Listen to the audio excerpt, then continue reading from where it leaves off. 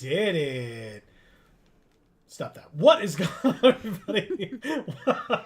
Welcome to the stream.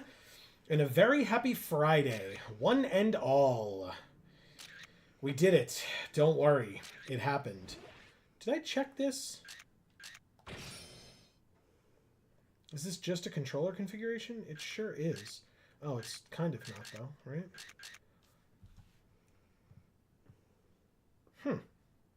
Okay, well, I mean, you know, we did it, I guess. Hi! Welcome. For those of you that may be new, whether you're watching live or on the VOD, what's going on, everybody? This is Joe. And Amy. We are Geek for All, and we are here to continue and hopefully finish our playthrough of Viewtiful Joe for the PlayStation 2. This was our holiday game, our Christmassy, New Year's-y game. And now Christmas and New Year's have come and gone. But, of course, what that means is, first of all, a very happy New Year, one and all. Yes. Since that has happened since the last time we were with all of you on this stream. Hopefully you all had a good one. A happy New Year. A happy Hanukkah for all those who celebrated. We already wished you all a Merry Christmas, so... yeah, we are about to start episode 6, which is the 6th and final episode. Mm-hmm. Wow. We do have one person in chat, and that would be Winter, saying, "End it! The birthday girl commands you." What is up, Winter? Happy Friday and happy birthday. I just assume that that's what voice you wanted me to use when reading that. I guess with that, I'm going to get started, but that doesn't mean, or that shouldn't preclude any of you from chiming in, like Winter, and letting us know how y'all are doing. You know, and move on. I can hear it now. Like real words. We fixed the audio. We did something weird. This train is totally out of control. Activate emergency brakes. Repeat, activate emergency brakes. This train is totally out of control. I love it. That's definitely how that would go.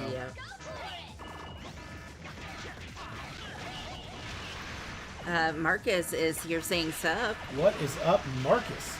Happy Friday to you as well, and a happy New Year to you both, and or everyone that is out there, to be honest. Yes. And Winter says, "Thank you, heart." And yes, Amy, you killed it. Thanks, Winter. Happy birthday, by the way. That's right. And Marcus says, "Happy New Year." Yeah.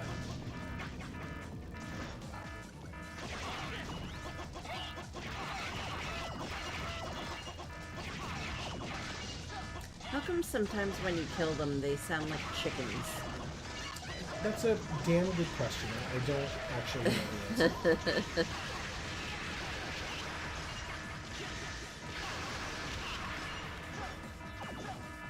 So Marcus says, doing some Masuda breeding for shiny redacted Meowth.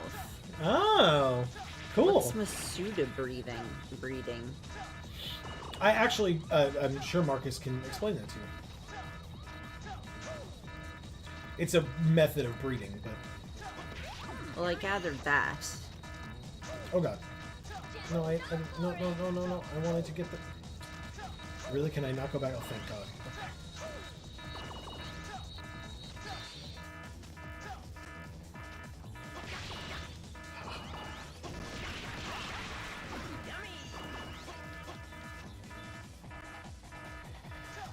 Oh, we're on a timer here.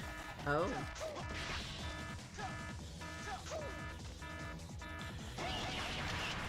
So, Amy, I'm sure we'll talk about this later as the game comes to a close, hopefully very soon. What are your thoughts on the design? Have we talked about this? So, I really like the concept, like the story. Oh, okay. I just wish that, like, the execution of it had been better. But it's old. They, like, did what they could do, I guess. The incessant annoying noises is A choice. yes, it is a choice that they have made. It's not one I could get behind. I do appreciate that the words aren't garbled now that my headphones are working. So, you know, maybe, especially since this is the end episode, you know, maybe we'll hear some cool story stuff that will kind of redeem that a little bit, the annoying incessant noises. But we'll have to see.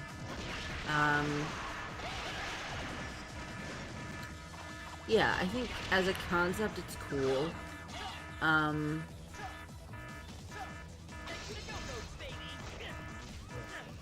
don't know, I see a world where they could have done like a cool remake of this, but I feel like a lot of aspects of it would need to change, and I don't necessarily know if that would be appreciated by fans of this game.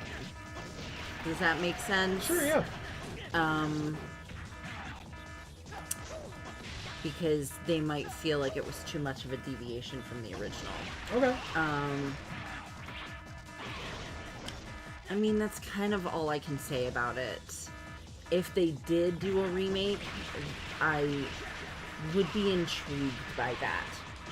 And maybe be willing to see what it's like. Okay. But I will say, if it proves very quickly to be too similar to this, I would change my mind. Okay. So there's that. Okay. For folks that are watching, I know a lot of people had very strong opinions, as we saw from Winter's response earlier. You're more than welcome to answer that question for yourself as well, or from your own perspective as well. Yeah, and I'd love to hear what you have to say about it. Winter says the timer is my patience with that alarm. Yeah. Yeah, I can't blame you. And now I can hear it, so I can't ignore it. Marcus says, breeding two Pokemon from different global regions. I'm making my Japanese Ditto kiss a redacted Meowth from here. Nice. Okay. Now I did that not is realize that doing it from different regions would have a different result. well, it does and it doesn't. If I recall, that is a method to hopefully increase your shiny odds. Is that correct, Marcus? Oh. It makes the shiny odds 1 in 512. Call it. Well, Masuda plus the shiny charm. Cool. And the original shiny odds are what again? 4,000 or something?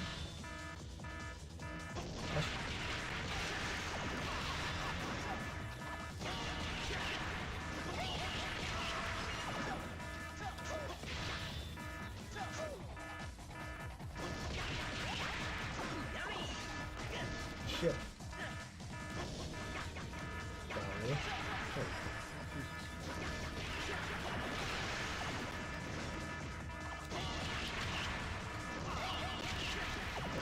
Okay. Oh shit, we're out of time. That's it, game over.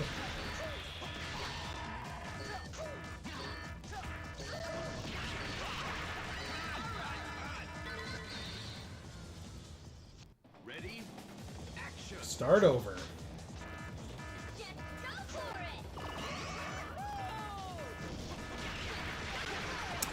4,096. I was so Very close. close.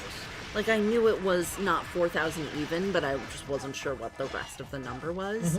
But honestly, that's closer than I thought I was. Oh yeah, being less than 100 away. Yeah. And the answer is in the thousands. Very good.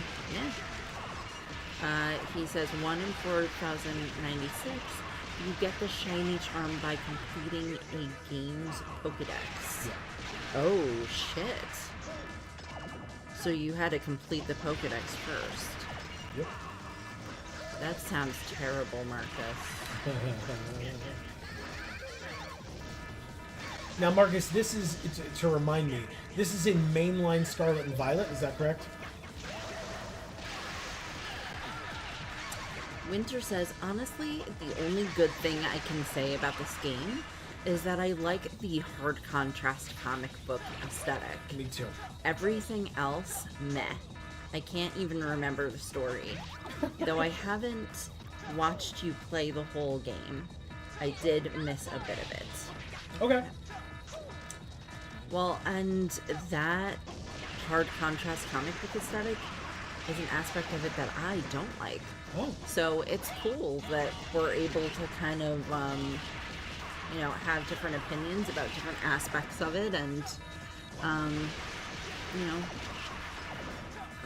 kind of hope that, I don't know, I kind of hope that maybe they did do a remake of this, and I'd love to just kind of see what they did with it, and reserve the right to only play it once.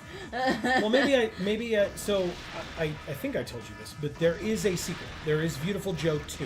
It does exist. Sequel. Yes. Okay, and how much later was the sequel done? That's a damn good question. I do not know. Because that's going to be a large determinant.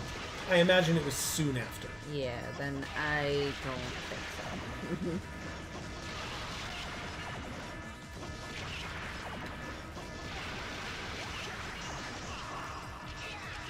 Once this game's story is over, I'll feel a little bit more comfortable giving you, like, a bit of a clue as to, like, what might be different about 2, as opposed to just, you know, if it's just this again kind of a thing. I also have the question of why, when this is supposed to be a movie, does it have the hard contrast comic book aesthetic? Like, It's that kind of movie. Like it's an animated feature. yeah, but there's no, I mean, I haven't seen a movie like that. What about Enter the Spider-Verse? That doesn't look like this. Okay. That looks actually good. This looks, I mean, terrible you're talking about, and like, dark. I mean, you're talking about like 20 extra years of innovation. So yeah, you're right. I'm talking about a different style. All right. Because you could still do this style if you wanted to. And as a comic book, it would be great. As a game, I feel like it's not. As a movie, I feel like it's not. Okay.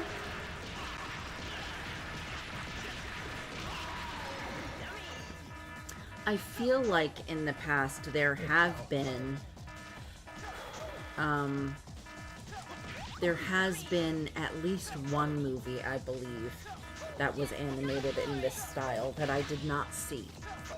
Which was? I have no idea the name of it. And I don't really know how successful it was, but I feel like it wasn't very. Okay. Maybe someone out there remembers that and can throw it in chat for me, but I don't recall the name, I didn't see the movie, and I feel like it wasn't that popular. So, Marcus says, yes, the Scarlet Violet Dex base Dex has 400 Pokemon in it. Right. So in other words, you have to 400. collect 400 Pokemon before getting the shiny charm. That's insane. That includes every member of an evolutionary line. Yeah. The toughest thing to get are version exclusives. Sure. What's a version exclusive? That counts towards that? Yeah, so in other words, the version exclusive would mean a Pokemon that's only available in Scarlet or only available in Violet. Fuck, So you have to trade with somebody who has the other game, who has caught it. Wow. So how'd you even do that? It's a lot easier these days with the internet being a thing. Sure. That's not to belittle, or not belittle, but diminish Marcus's accomplishments. I'm just saying, like, you know, when you were younger, well, when the generations were younger, you'd have to literally find someone with a physical copy of the game, the other game, so that you could get that version exclusive. Oh my god, please just jump through the goddamn thing. Thank you. Because, yeah, like I said, you needed a physical copy. Yeah. Wow. Marcus says Nintendo Online and specific trade codes made that part easy too. It took about a week to finish the story. I had the Pokédex complete within 2 days of the finishing the story. Wow. Wow, Marcus. Oh, this was activating the break. I think that means the timer's gonna stop.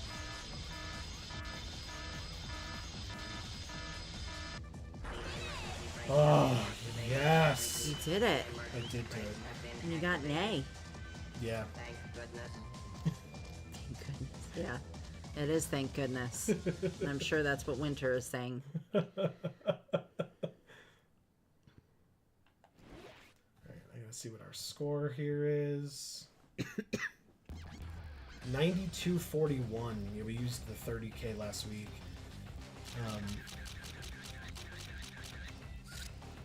Okay, so the whole thing took you a week and 2 days?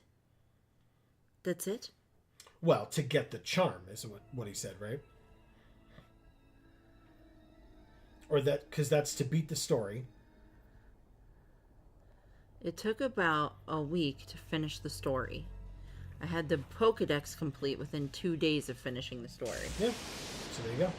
So a week and 2 days you did all that. Wow. Oh shit. That's like actually psychotic.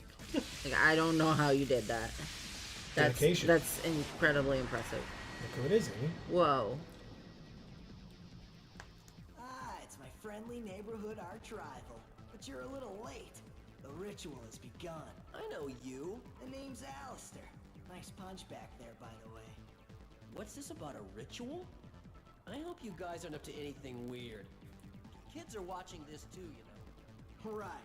Well, since you'll die anyway, I guess I can reveal to you our evil plan. Ahem. For many years, we have fought against Captain Blue for control of the world of Movieland. However, it has recently been brought to our attention that this world may in fact be fictional. If celluloid should become obsolete, we too will be destined to lie forever on the cutting room floor of history.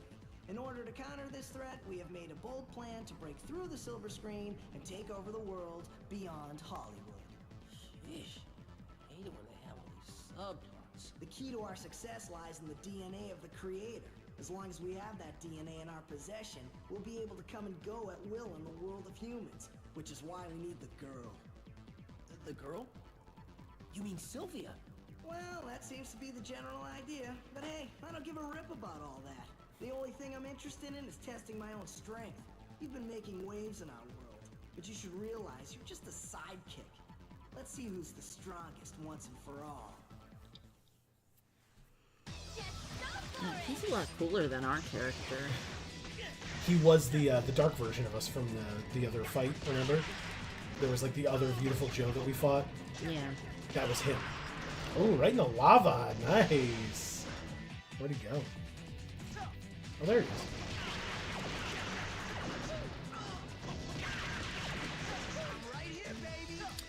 Winter says, I think it's just that movie-like graphics weren't possible. So they went with something else that was recognizable and had crossover appeal. Okay, that makes sense. Sure. That's a good thought, Winter. I like that. Marcus says it used to require someone with the other version, one of the Pokemon, to trade you, and a link cable. Yep. Okay. Yeah, that sucks. Hub is here saying, sorry I'm late.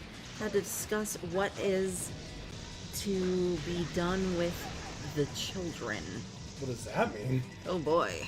Okay. But also, hi, happy Friday, of course. Sounds intense, Hob. Yeah, it Please does. explain. Marcus says, I much prefer it nowadays, having completed the Pokedex in red on Game Boy. Yeah.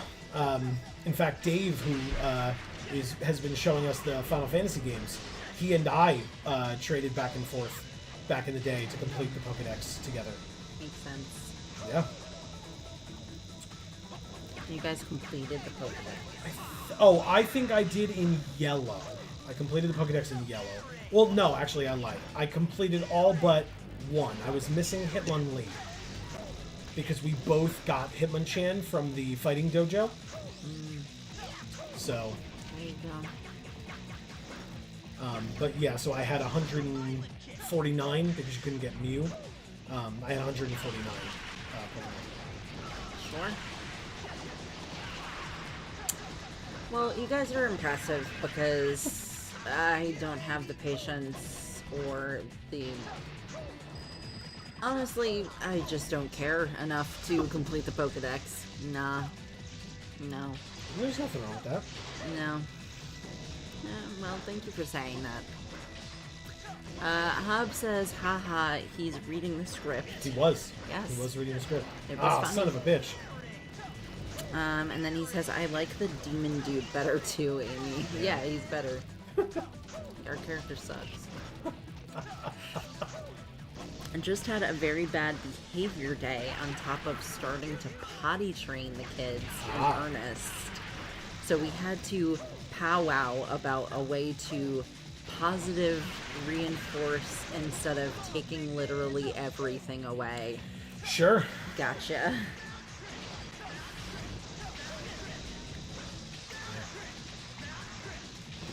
It sounds like a lot. Yeah, it does. I can't say I envy ya. No, definitely not. No. Yes, right in the lava. Go. Yes.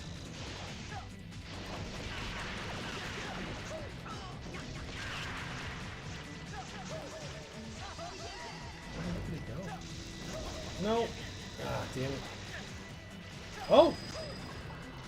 Uh-oh. I was like, they all went away, and then they all came back. Where'd he go? Damn it. Stop doing this.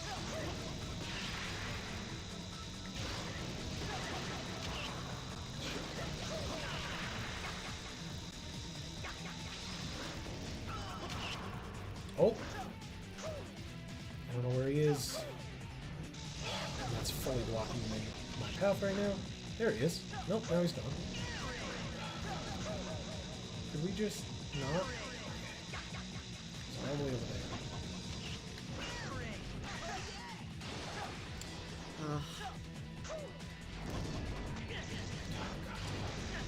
We're almost dead. I like zoned out for a second where I was like only hearing the game audio and like really hearing it for the first time. And it was a lot. Damn. Ready? Sorry. Action. It's fine. He's just really difficult to find. Because he's like really like high up in the air all the time. And it's freaking dark.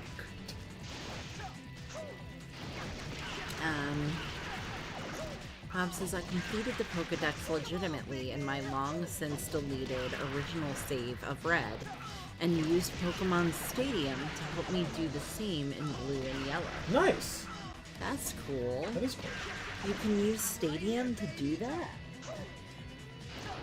That's awesome. I did not know you could do that.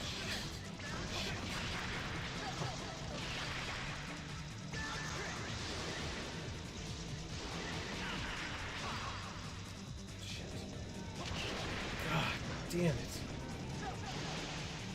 Oh, he fell in the lava. Sick.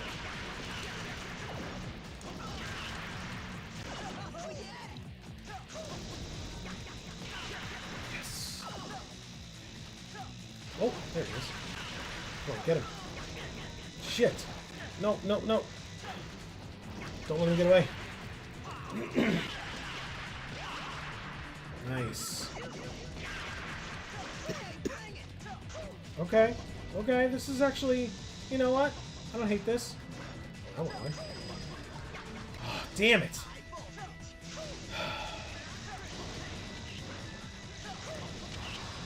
damn it. Come on.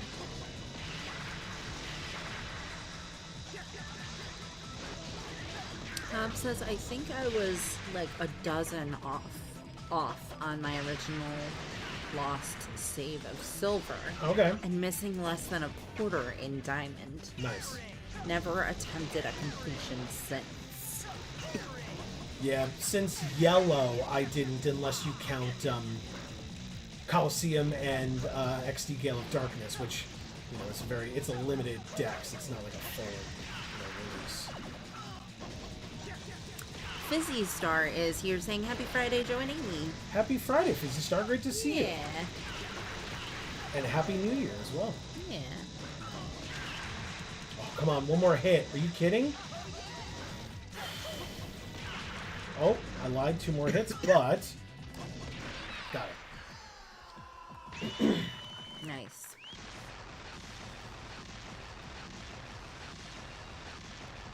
Explosion montage. Why, you're pretty strong. That move, the one you did back there?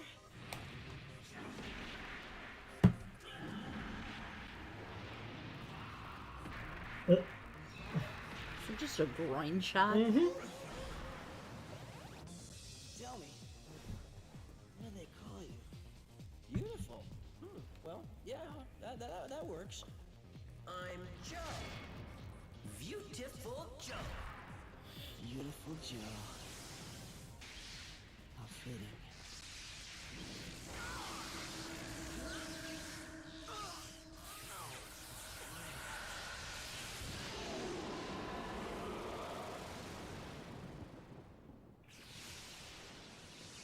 He died. The warrior Alistair was dead.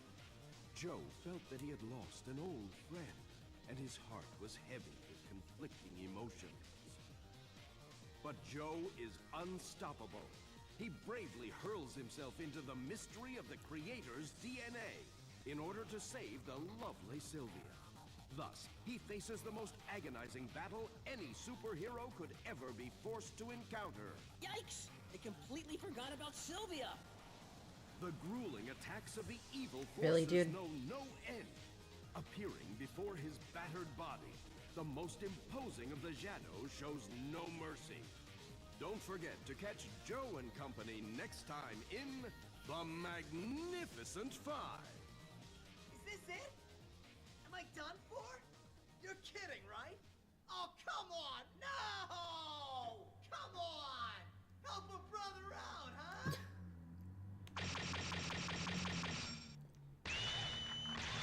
Bad. Yep.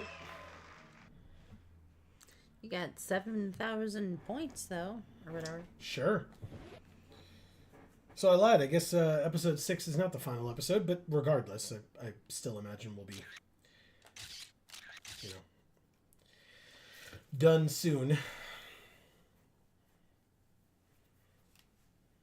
Oh, this show's going to 10. Is that what you were thinking of? No, that's just what file we're on for save purposes. Oh.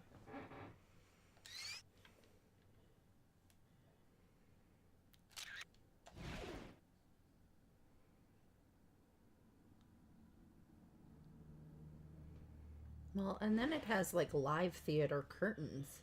Mm-hmm. I feel like it's like a lot of conflicting things. Like, is it a movie? Is it a play? Is it a comic book? Is it a video game? It's like trying to be all the things. True. All right, here we go. Let's see what the story is, and then we can keep reading. Fizzy Star says, thank you. I hope you two... I'm sorry, did you tell me to not do that? Oh, okay. Here, I'll take this ear off. Sorry. I just said let's see what the story is, and then you can keep reading, just in case there's something. All right, let's go kick some. Oh, something doesn't feel right. Okay, now you can read. Ah, okay. I'll take my one ear back. Okay, so Fizzy Star says, thank you. I hope you two had a wonderful New Year. Yeah. We did, We yeah. had a very spectacular day. Yeah. Yes, we did. Yeah, the, like, you know, celebration aspect of it was, like, tame by comparison to what maybe some others might have done, but we still, for ourselves, we really enjoyed our time together and ringing in the new year. It was great. Yeah, we made some big plans for this year. Yes. That really mean a lot to us, and we're hoping to be able to make them a reality. Yes. Now look what we're doing, Amy. This was the first boss of the game, and this episode is called The Magnificent Five. Oh. Because it's the same boss, but there's just 5 of them? No, Oh. but I'll give you. Oh, because we're gonna fight each one again. There you go. Yeah. I was like, you got this. Hub says, oh yeah, the thing about Stadium is that you had transfer packs that allowed you to, 1, import your Pokemon from your games to battle in the Stadium modes, and 2, play the games with optional speed increase, and 3, trade and upload Pokemon and items for extra storage and without needing a link cable. Wow. Shit got fancy for Stadium, huh? Yeah, we'll check it out someday. It's very expensive. I used to own it, and I don't know what happened to it. Oh. But, Well, we'll probably find it when we start going through stuff in the attic. I would doubt it. I assume with my video games, like, I knew where they all were, so I assume if we don't have it accessible with all my other video games, it's because they were, like, given away or something. Or, you know, something else happened with them. Wow. Okay. Fizzy Star says, I think the first Pokedex I completed was either Diamond or Black. I forget. Okay. Nice. And Hob says, boss rush time. That's right. So this is... We've experienced this in another game, I think. But a boss rush is typical of games like this, where you will end up fighting every boss that you've already fought, but in like a gauntlet style, as opposed to, you know, going through a full level first, like earlier in the game, basically. Okay. Hob says, and I actually started nicknaming my Pokemon when I discovered that nicknamed Pokemon sometimes appeared with different colors in Stadium. Cool. Oh, that's neat. Yeah.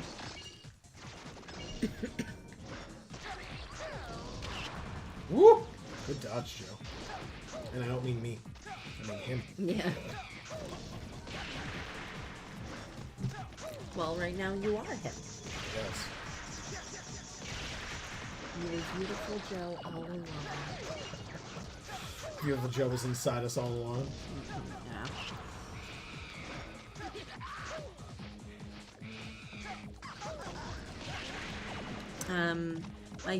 My favorite was naming a Rhyhorn horny, and it showed up as hot pink.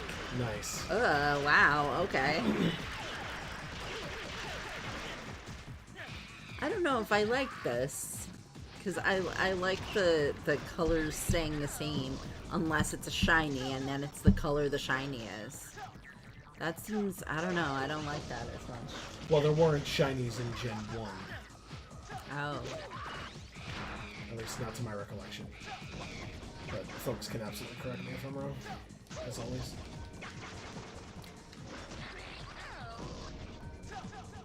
So Pokemon Stadium was supposed to be like Gen 1? It was Gen 1. Oh, okay. Pokemon Stadium 2 was Gen 1 and 2, and then Pokemon Coliseum was Gens 1, 2, and 3, as we saw when we played it. Gotcha. Hob says shinies weren't a thing until Gen 2. There we go. And they showed that off with the Red Gyarados. Yeah. I'm gonna lose against the first boss, and we have 4 others to fight. This is insane. Just stop being a pain in the giant pain in my ass. Nope. Instead, it's not that at all. Hit him.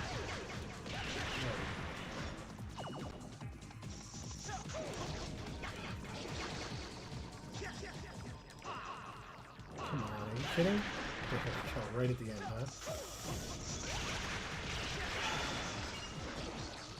I mean, we're getting there, I'm not gonna lie, but...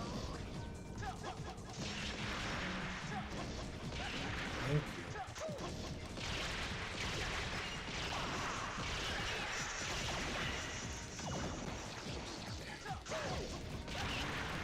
Yes!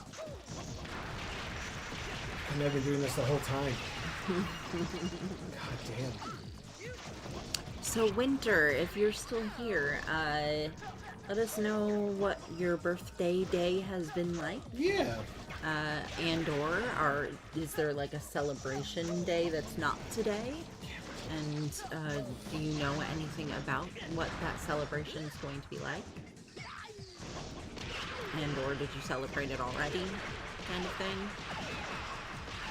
Hob says, most of my nicknamed Mewtwo's ended up with black tails. Except the one I named Jigglypuff that had a red tail. Nice. Sure was crappy, I know. But it's done, and that's what matters. But also, that's really cool, Hob. Yeah. Oh, happy birthday, Winter. I completely forgot, Hob says. Oh, God. Oh. It's this guy.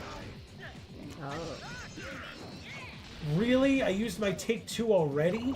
Uh-oh.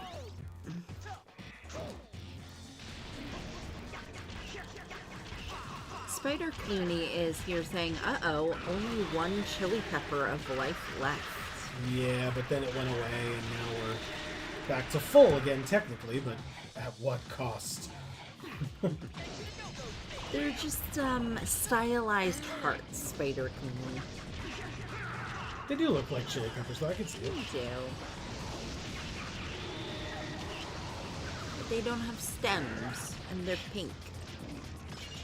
Stop being on fire. But maybe they're as spicy as chili peppers. Nice. Nope, nope, nope. Damn it. Fizzy Star says Pokemon Stadium also gave you gift Pokemon as you beat the cups. Letting a single player get more starters, Fossilmons, and Hitmonlee/Chan. What is the cups? Like different. It's the name of the different tournaments. Oh, okay, like a Stanley Cup. Sure, actually, yeah. I get you. Okay. Sure. Hub says right, the Eevees as well. Oh, cool. And Fizzy Star says for your copies of red, blue, or yellow.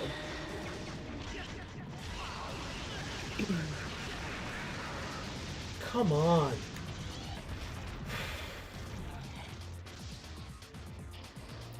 And then Spider Clooney says they definitely chili peppers. Red hot chili peppers. Take it away. Take it away. Take it away now. Very nice.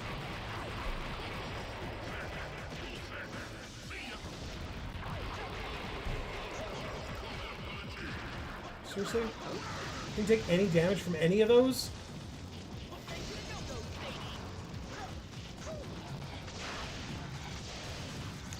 This, I have to say, this looks like an effing clusterfuck right now. It really is.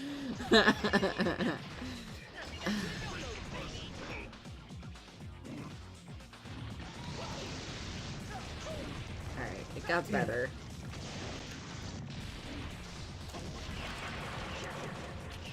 Ab says, yabba dabba, yabba dabba.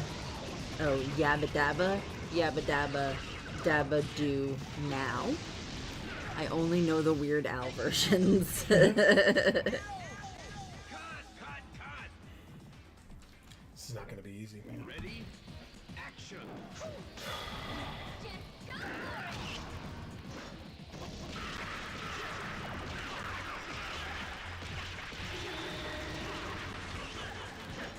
Do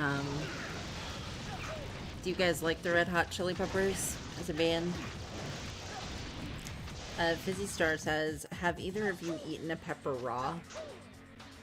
Like a hot, spicy pepper? No. I don't do well with spicy food. I've done, those like little orange ones that are kind of wrinkly on top. What are those, like a habanero? I've done one of those, or multiple ones of those. Actually, technically, I ate that one. Poblano. I had a piece of a stuffed poblano, and it was a huge problem for me. And by a piece, I mean like, it was the size of like a quarter. It was not a big piece of pepper, and it was an issue. I love those like sweet and spicy cherry peppers when they stuff them with like prosciutto and cheese. Oh, I love those. Marcus says nope to eating a whole pepper. Hog says I do not, though I love it when Flea shows up and stuff. Or maybe Marcus was talking about the Red Hot Chili Peppers. Okay. Alright, that's fair enough. Fizzy Star says those are habaneros. Yeah, Amy. Okay. So yeah, I've had a couple of those. I didn't enjoy it, but it wasn't the worst thing I've ever experienced. But I've experienced a lot of shit in my life that I wouldn't recommend. So, you know.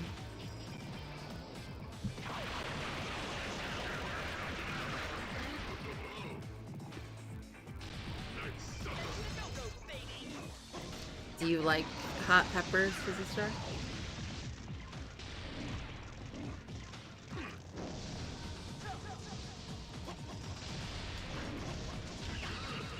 Fizzy Star says, music-wise, the Chili Peppers are nice. Okay, yeah, like I have like my songs by them that I like, or like my moments that I like those songs, and then my moments where I feel like I'm not as interested in hearing those songs in those moments. So I would say overall that I like them. But that like is not a huge like, and it's not a dislike, really. Spider Queenie says, once upon a time I liked Red Hot Chili Peppers, but discovered other genres, and I knew a guy that wouldn't stop playing them, their songs, which made me hate the band for a while. That happens. Yeah, that happens, yeah. Especially, like, when you've got someone else and you can't control that they're listening to that. Because, like, I go through those phases. Like, I had, like, a Red Hot Chili Peppers phase where I really liked them. I didn't listen to them a lot, but there was a time in my life where I really liked them. It didn't last very long. I had, like, a Pearl Jam phase where, like, I like, intensely listened to Pearl Jam. And I basically, once I stopped, like, being in that phase, I kind of stopped liking Pearl Jam.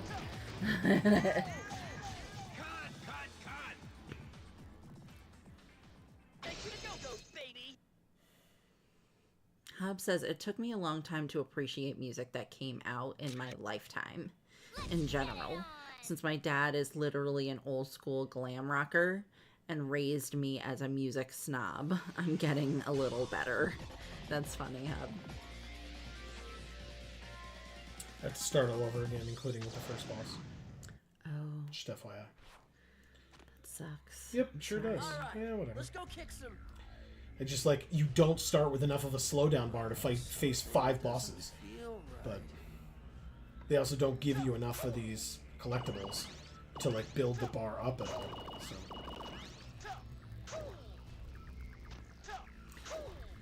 Yeah, I feel like my parents had really, really good taste in music, and it was very eclectic. And that's something that I can really appreciate from my childhood, when there were few other things from my childhood that I could appreciate. So, my taste in music is very eclectic, and I feel like very good.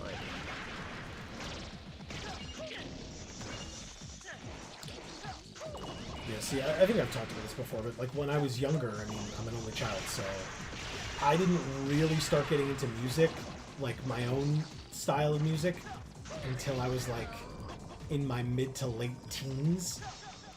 Like I didn't have my own style, I didn't have my own genre. My parents just listened to oldies music, and I also listened to oldies music because it was literally the only exposure. That's the word I was looking for. Exposure to it that I had. So. Yeah, so where we lived, pretty much the only radio station that came in when we were kids was an oldies station. And so I listened to a lot of oldies too, but luckily my parents had like a lot of cassette tapes that we would listen to in our Saturn, which was the new car, because before that we had like a boat car. So when we got the new car and we had a cassette tape player, they got a lot of cassettes to listen to, so we didn't have to only listen to the radio.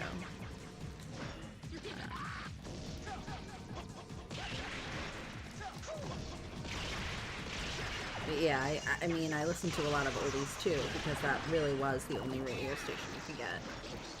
And as I started to get older, I think there was like one more station that came in, and basically what we did as we started to get older was we kind of convinced my dad to like help us sort of like jerry-rig like an extender for our antenna that was on our like boombox, so we could get like a couple more stations, but they were like staticky.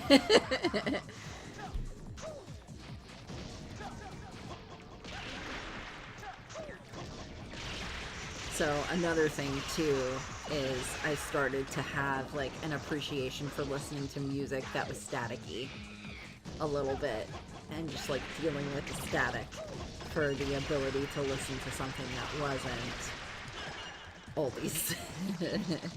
Even though I like oldies very much.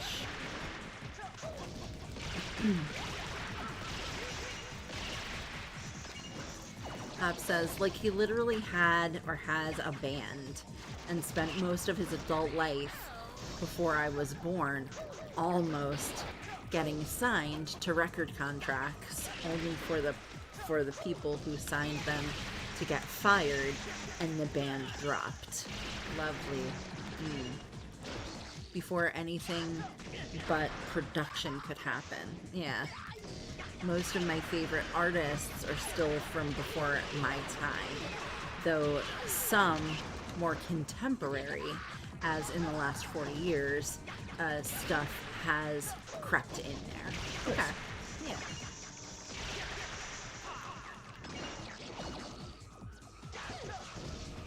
Yeah. Once we got a CD player that worked, because we had like a big stereo that had it had a record player section and it had a cassette section. There were two banks, which we loved because we could record on one bank while we were playing on the other bank, so we could make a second tape of the tape that was playing. Cool. So we could make mixtapes because we would play a song from a certain tape and then we could record it on the other bank on a blank tape and make mixtapes.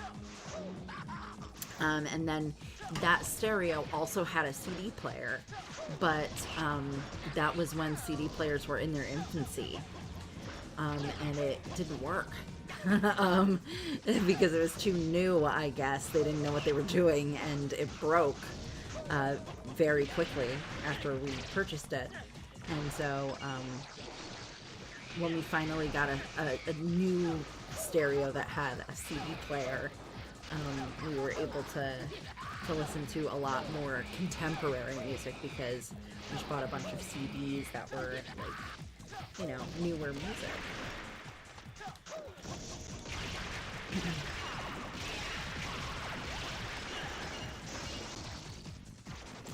So that was when we started listening to like Savage Garden and Matchbox 20 and Gloria Estefan and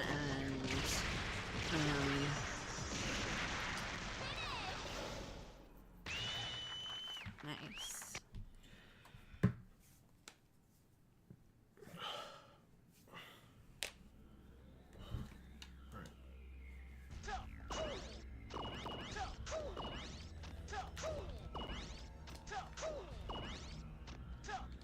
So is this a new section? I mean, this is the second boss, but we were fighting him when we got a game over last time, so. But that didn't look like a game over. That looked like you were done. But just now? Yeah, I beat the first boss. Oh, okay. So it does it in segments. Okay, I didn't realize that. I thought it was like all of them, and then it tells you how you did it. I must have missed it the other times. Damn it! Come on.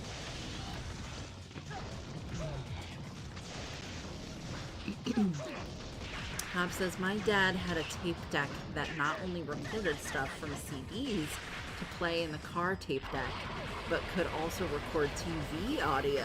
Oh, interesting. Very cool. I like that. Most of my formative stand-up comedy things were HBO specials Dad videotaped and then recorded onto cassette for the car. Cool. Oh, cool. I love that.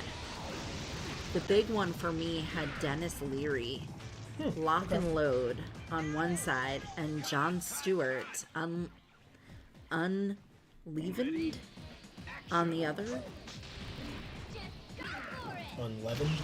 Because, like, unleavened bread, like matzah or whatever. Oh, okay, sure. And this was pre-Daily Show Jon Stewart. Yeah. Cool, though.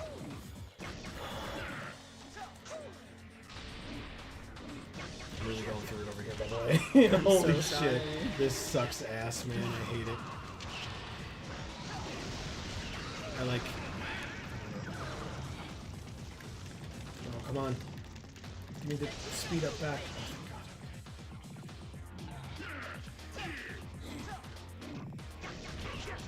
Why does he have his axe back already? I've never seen any of Jon Stewart's stand-up, but I was a very dedicated Daily Show watcher. So,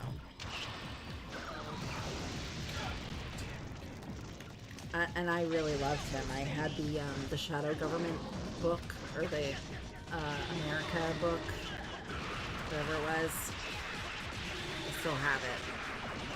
Yeah, you have one of him and one of Colbert. Yeah. One of them was I Am America and So Can You. I just don't remember which one was which. Oh, okay. Did I buy you those books? I bought you at least one of them. Just one of them. I have the Jon Stewart book though. Gotcha, so that's what that was. Hub says, I still use quotes from that special to this day. He was as good then as he's ever been. If you can find Unleavened, definitely watch it. I will. Cool. I will write that down.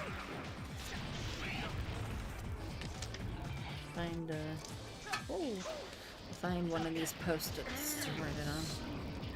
Oh, this is not a pen. Sorry. It's like a weird marker.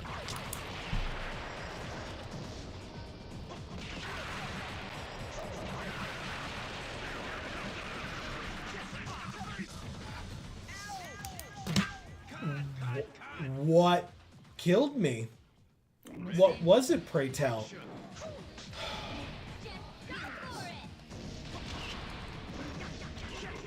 there's just not enough slowdown power at all. I just like end up being human constantly and just taking harder hits and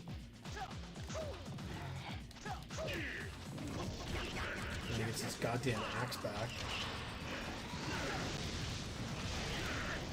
Oh.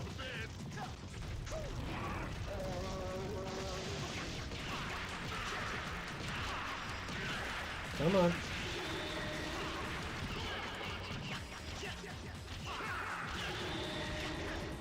Guess the game just decides that he's invincible even when his back is to me. That makes sense, right? Hobbs says, I Am America was Colbert. Gotcha. So that's why I remember it. That's the one I bought for you. So that makes sense. Well, this doesn't matter though, because he still has his axe, right? So.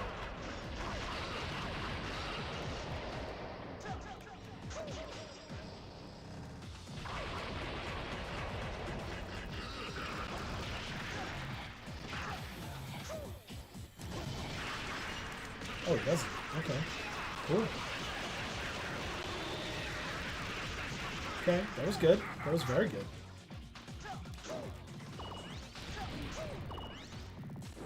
Come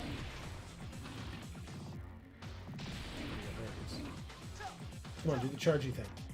No, that's the throwing your axe thing. Do the charging thing.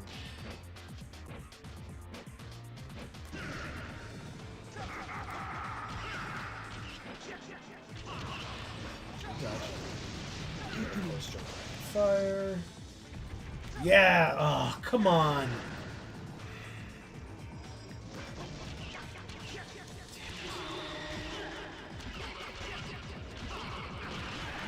Okay, axe is broken.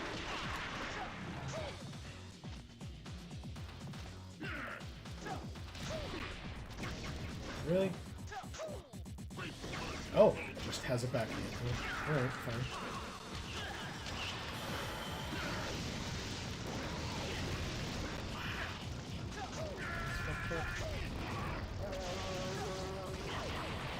Oh my god, please.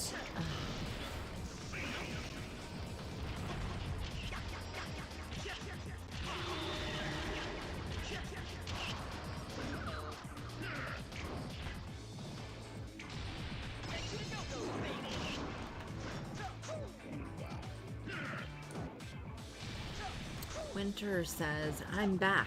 My mom called to wish me a happy birthday and then complained about her job. Oh, there you go. Is it an eye roll or are you just like looking up like That's eye roll. And then how close are we to beating this game now? Not close enough, Winter. No, unfortunately not. We're on boss 2 of 5 for the second time, so...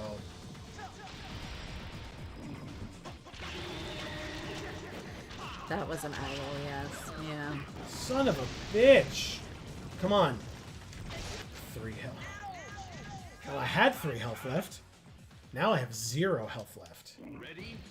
Action! I don't know if we are ready.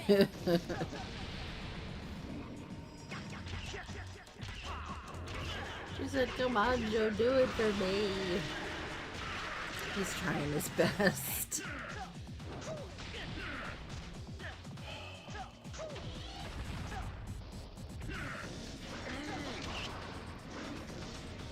She says, I command thee. Okay. If only that worked that way. I know, right? If only she could say, win the game, and then you'd just be done. This looks very frustrating, she says. Yeah, it's awful.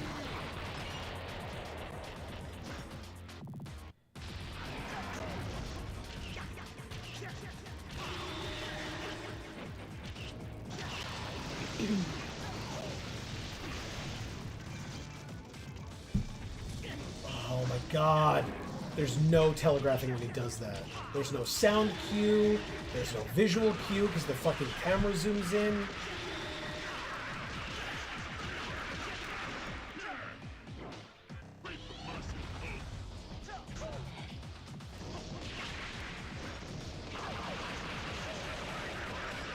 See, this is what we have to be doing. Stuff like that, bouncing the things back at him. Of course. and letting him run into the walls. So it hurt himself.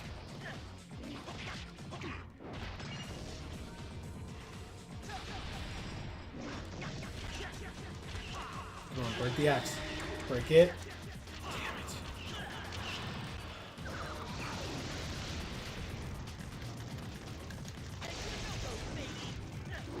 Okay. And when he charges me and I don't see it and I take the hit, I lose 3 health.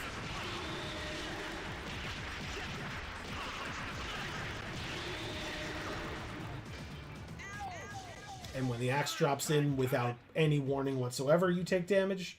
Ready? Action! Just go for it!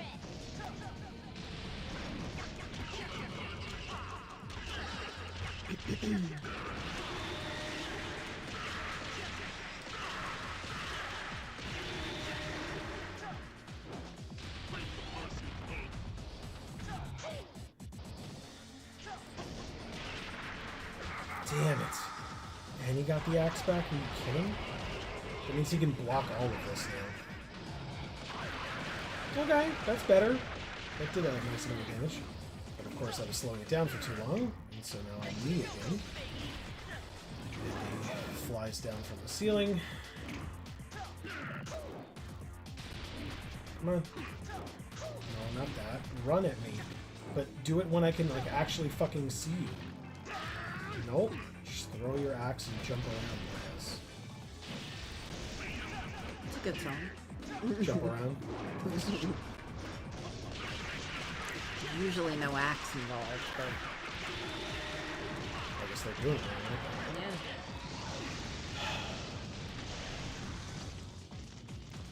yeah. I'm at 4 health. And we have 3 more bosses to fight after this one, even if I kill him. Even though he's still at 2 health bars, 3 health bars remaining. How do you get more health? You don't. You beat this boss and then you get more health. Oh, okay. But not a lot.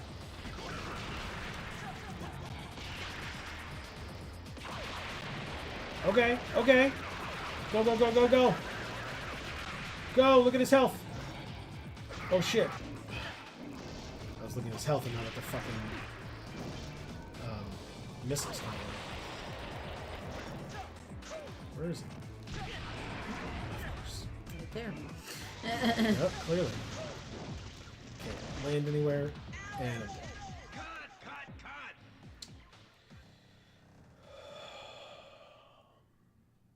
dead.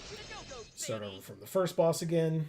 Is there a way to, like, try to get the capability of having more hearts? I mean, Like, don't we have, like, items or whatever? no. If I, with my 15,967 points, I can get 1 more heart, or that's a life. I can't even get 1 more life because it would cost 20,000 points.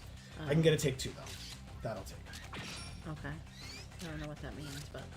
It means that when my health goes to 0 1 time during the 5 bosses that I fight, I will go back to full health. Oh, okay. But that happened against the first boss in my first run, and then I lost to the second boss. Then I beat the first boss and went to the second boss and lost to the second boss anyway. And the take 2 was already gone, so... Alright, let's go kick some...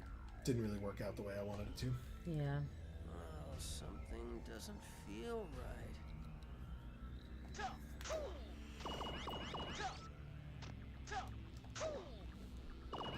Damn it. Seriously? Okay.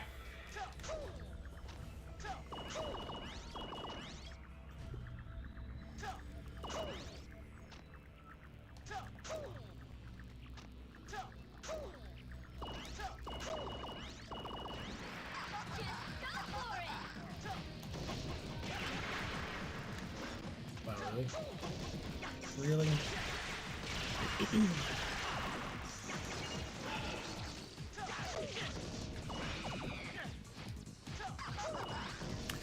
So, Winter, while you were gone, I asked you the question of how was your day today, if you celebrated your birthday today at all. And if not, did you celebrate it a different day before today? And or are you going to another day coming up? And then what are the plans that you know of? You know, if something's a surprise, obviously you won't know, but...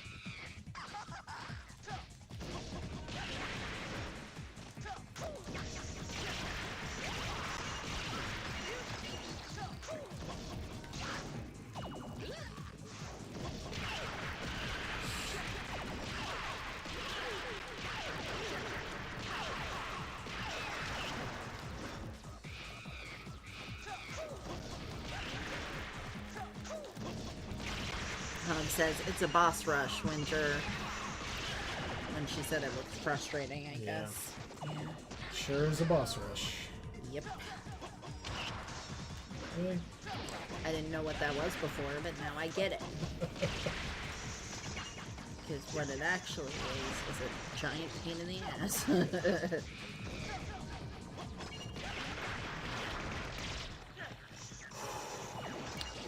Winter says, I went to work and I got sushi for dinner. That's the extent of my celebration, LOL. I'm too broke. I don't typically celebrate my birthday. It's at a very inconvenient time.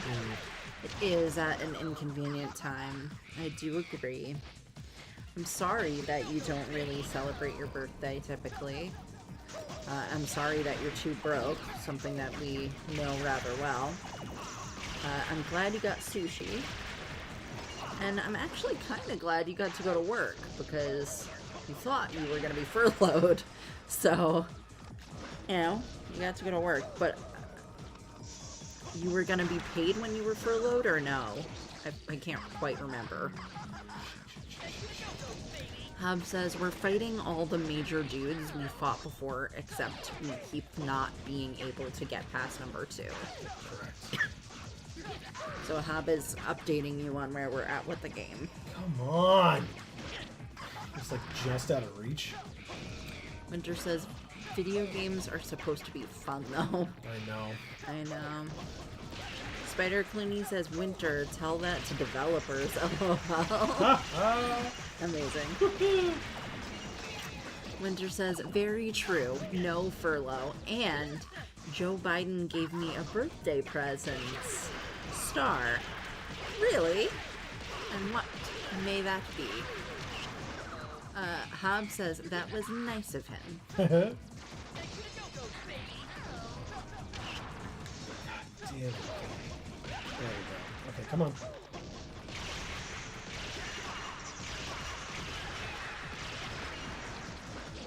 Almost. Don't start with this shit now. So close. Seriously. God damn it, man. Can't slow down that. Oh my god. Come on. Thank you. Don't.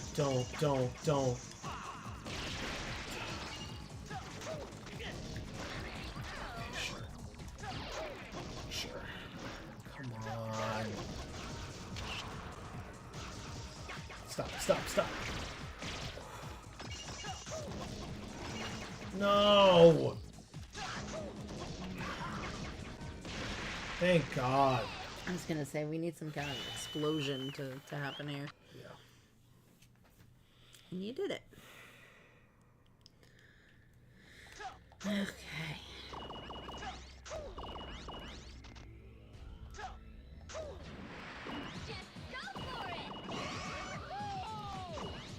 Oh, thank God. Alright, good. So we have the main one and a little bit extra. Good. Not a lot extra, but a little bit extra. Thank God he threw his axe. Yeah. Why would you do that? To try to hit us with it. What a loser. Yeah, well, that's for sure.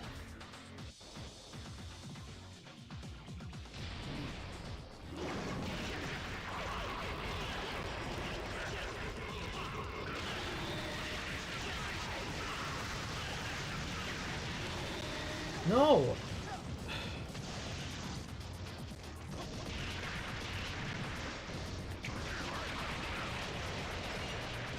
Get him. Okay, that's terrible. Good dodge.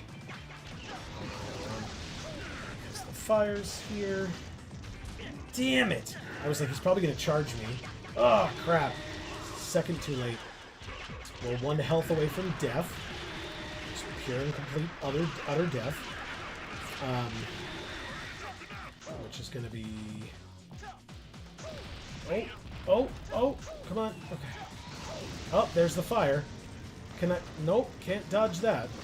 But I can speed up and not take damage from it. Good. Dodge it. Perfect. Oh, no, okay. It's gonna be fine. Okay. Yes! Suck a dick, dude. Let's go.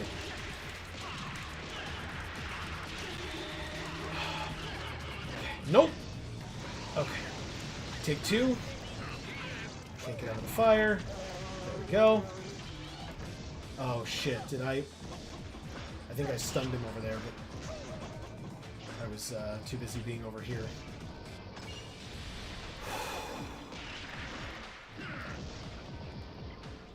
Come on. Damn it, man. Crap, that's bad. No. Got his axe back. It's very unfortunate. And the fire's back. Come on. Nope. Come on.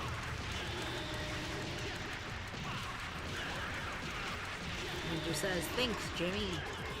Spider Clooney says, don't you forget about me. The song. Winter says, pfft. Hob says, Shit. So like, again, I love the aesthetic of this game and the general idea. I just can't stand the main character, and while I appreciate the style of humor, it's not always executed very well. Sure. I feel like the humor definitely doesn't hold up to today. Which is fine. Like, old humor doesn't have to, I suppose. You know, it's not going to a lot of times. But, yeah, if that were the worst thing about this game, I would probably like it, but it's not, and I don't. Winter says, agreed, Hob. It's a swing and a miss. Come on. Yes. Actually. Oh, there's some health there. I don't know how that happened. Right. As you were kicking him, hamburgers fell out. Shit. Come on. There we go. Haven't you fought some guys where hamburgers started falling out of their ass? All those personal fights that I've had? Yeah. All 2 personal fights that I've been in? With guys who have hamburgers in their ass, apparently. Correct.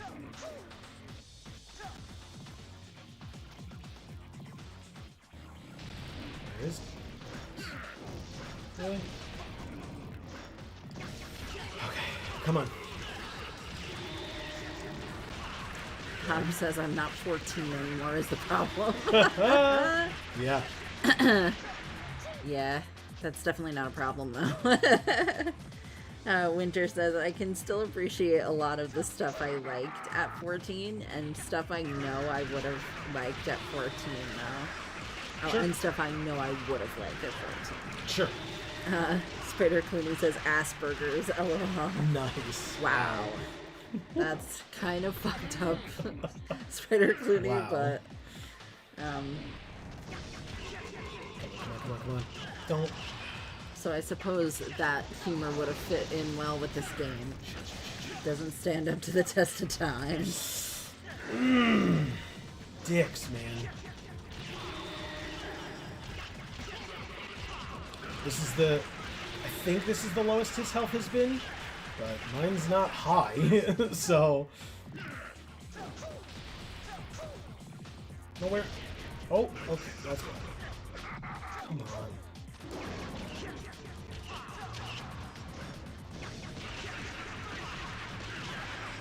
Come on, baby. Come Come on. on, keep going, keep going, keep going. Shit. Ready?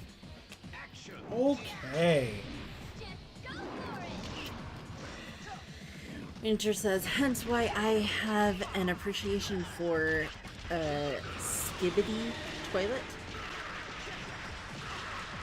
Yeah, that one's that's current stuff. Oh.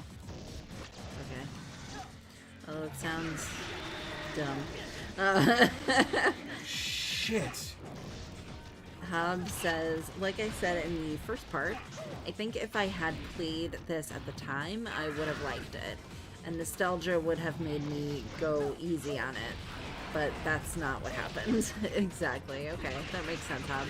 I like that rationale there. Spider Clooney says, have you not seen that episode of South Park where Cartman has Asperger's? I have not. I've not seen most of South Park. There was a period of time where I watched South Park. And just like the music phases, it was short-lived. Winter says, so like, are you contractually obligated to finish this game? I mean, if I'm not done by the end of tonight, it's not happening. I'm not going to do another week of this to just, slam my head into this boss rush over and over again. So, that hopefully answers your question, but it's really annoying. But, like, we don't have a second game for tonight. This one is slated as Viewtiful Joe, and it's going to be Viewtiful Joe, so. But, as a reminder of what we talked about last week, next week will be week 1 of our stream of Tomb Raider. The original Tomb Raider from 1997.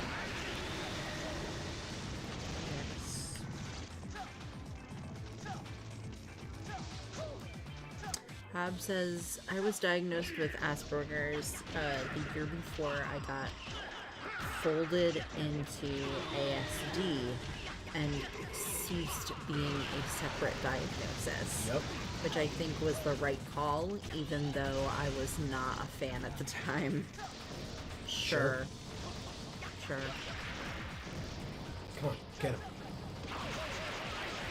Winter says, Skibbity Toilet. Very dumb, but very fun. It's like a 5-year-old with actual animation skills making a Michael Bay movie. Interesting. Okay. But Michael Bay is like a 5-year-old. Right? Or no? Hob says, I can't stand people who act like Skibbity Toilet is the worst thing to happen to humanity when every generation has loved equally stupid stuff. Sure. Oh, sorry. It's okay. To everything right now. This game is stomping on me way harder than you could possibly do. Yes. Get him. Shit. No. No, get away from me. I feel like if you were like really into being dominated, you would like this game. Wow. Seriously? No. Really? Thank you. Oh my god. Just... Shit.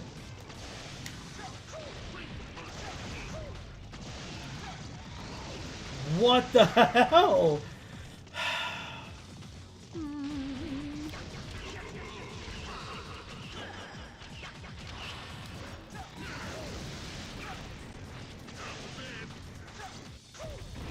Yes.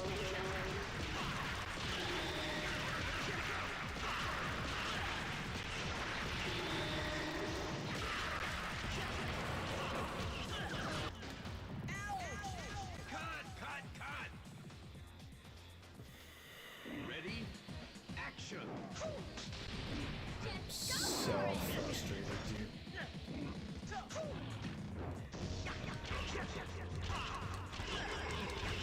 Winter says Michael Bay is an adult man that never grew up. The difference is that an actual 5-year-old doesn't have the insecurities that came with that. Kids are apologetically creative. Unapologetically. Okay, good. Dang, spell check.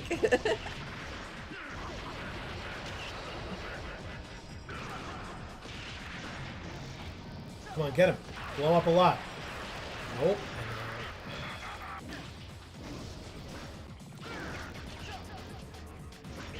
Okay, so this movie that this 5-year-old makes is better than Michael Bay. Is that what you're saying? In that case, I'm sure Skibbity Toilet is better. It's great.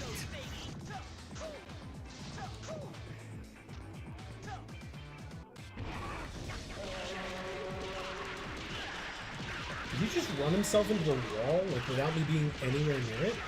That's what it looks like happened. No, come on with the stupid fire.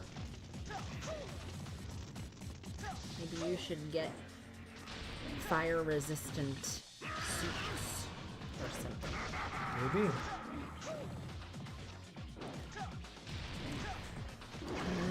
Hob says, South Park was one of my favorite shows for the longest time, and I think a lot of individual parts and bits and episodes hold up as a whole, but on balance, it's hard to revisit because of its insistence of mocking everything equally, when while everything can be mocked, it doesn't actually deserve equal amounts.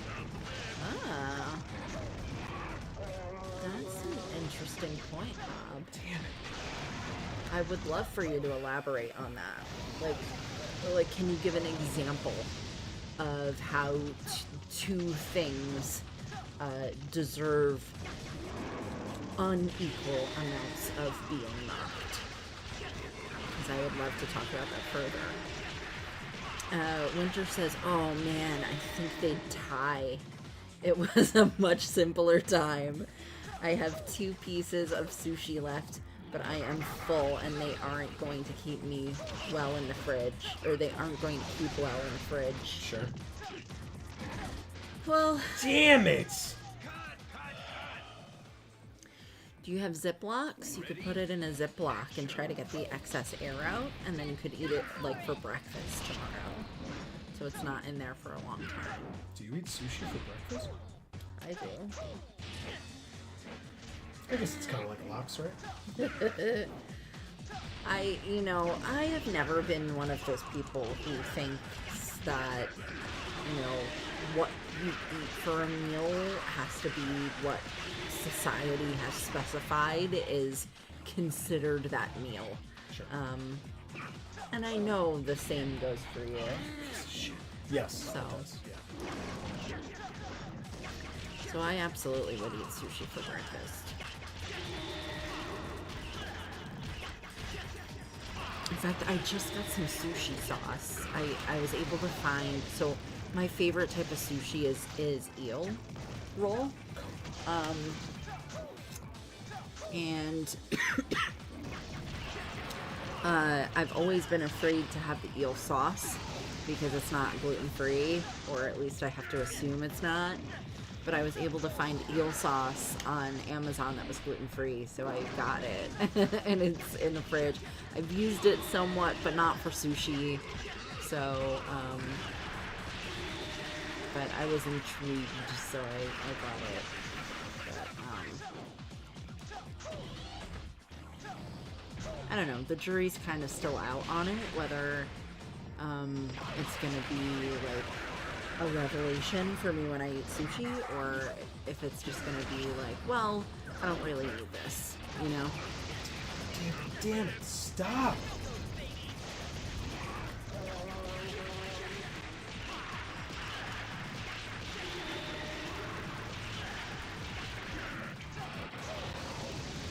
Oh my god.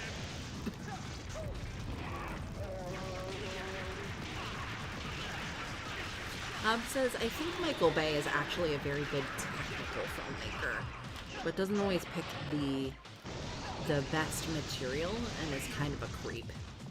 Yeah, okay, sure. Winter says, LOL, I mean, the sushi roll is deep fried, and that doesn't hold up well overnight. It's always starting to get gross. It's already starting to get gross. Oh, I see.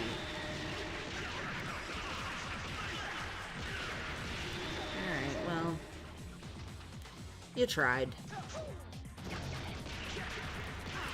It's your birthday. I think you don't necessarily have to feel guilty about throwing out 2 pieces of sushi that are getting gross. I don't think anyone could blame you for that.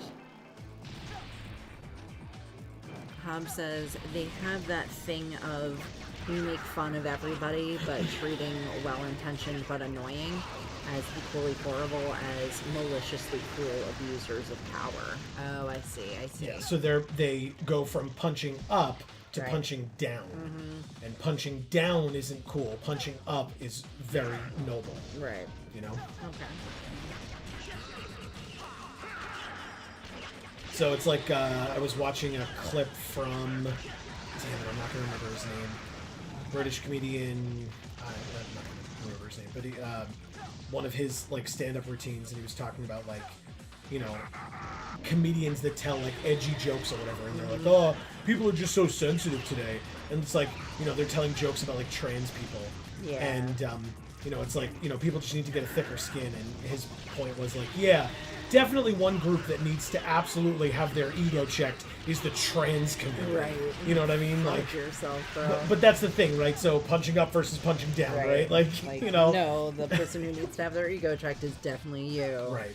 Got it. So like, oh, let's make fun of Elon Musk versus let's make fun of trans people. Right? There's like a big fucking difference there. Yeah.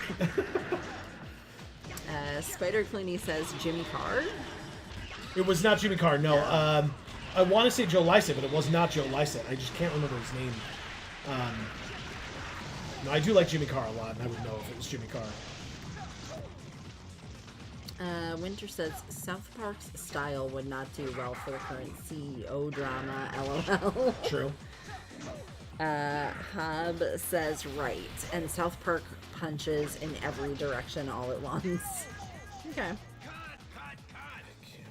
Oh, my phone is dead. Could you plug that in for me? Oh, sure.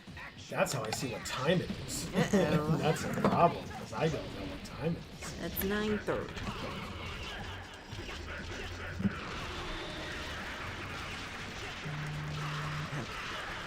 It took a second to work, and I was worried it wasn't going to. I wasn't worried. Thank you very much for that. Well, it's your phone, so you are used to it taking a sec to start charging. The amount of time it takes for my slowdown power to recharge is the same amount of time it takes for him to get his axe back from when it breaks, which means I don't have any opportunity when he is, like, shields down to actually attack him. Nope, see, there's the axe again. Perfect. Spider Queen says, even though I'm British, I can't name many British comedians. LOL. I feel like I've always liked British comedy better than American comedy. But that's me. Sure. I mean, it definitely depends on the American comedy. I wouldn't be able to make a blanket statement like that, but more recently I've been really into, like, you know, with good old internet and YouTube and whatever being what it is. Fuck off, dude. I really like, you know, watching clips from the, like, British panel shows and stuff. They're very good. Very, very good. You mentioned Jimmy Carr, so. Come on. Here comes the axe. Piece of shit.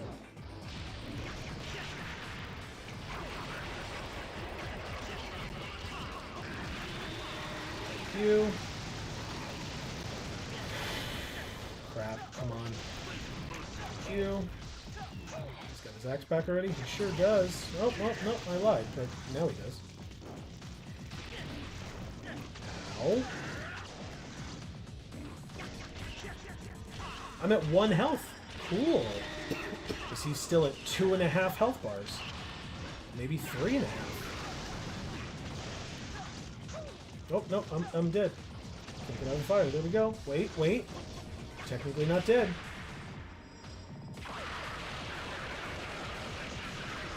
Uh-oh.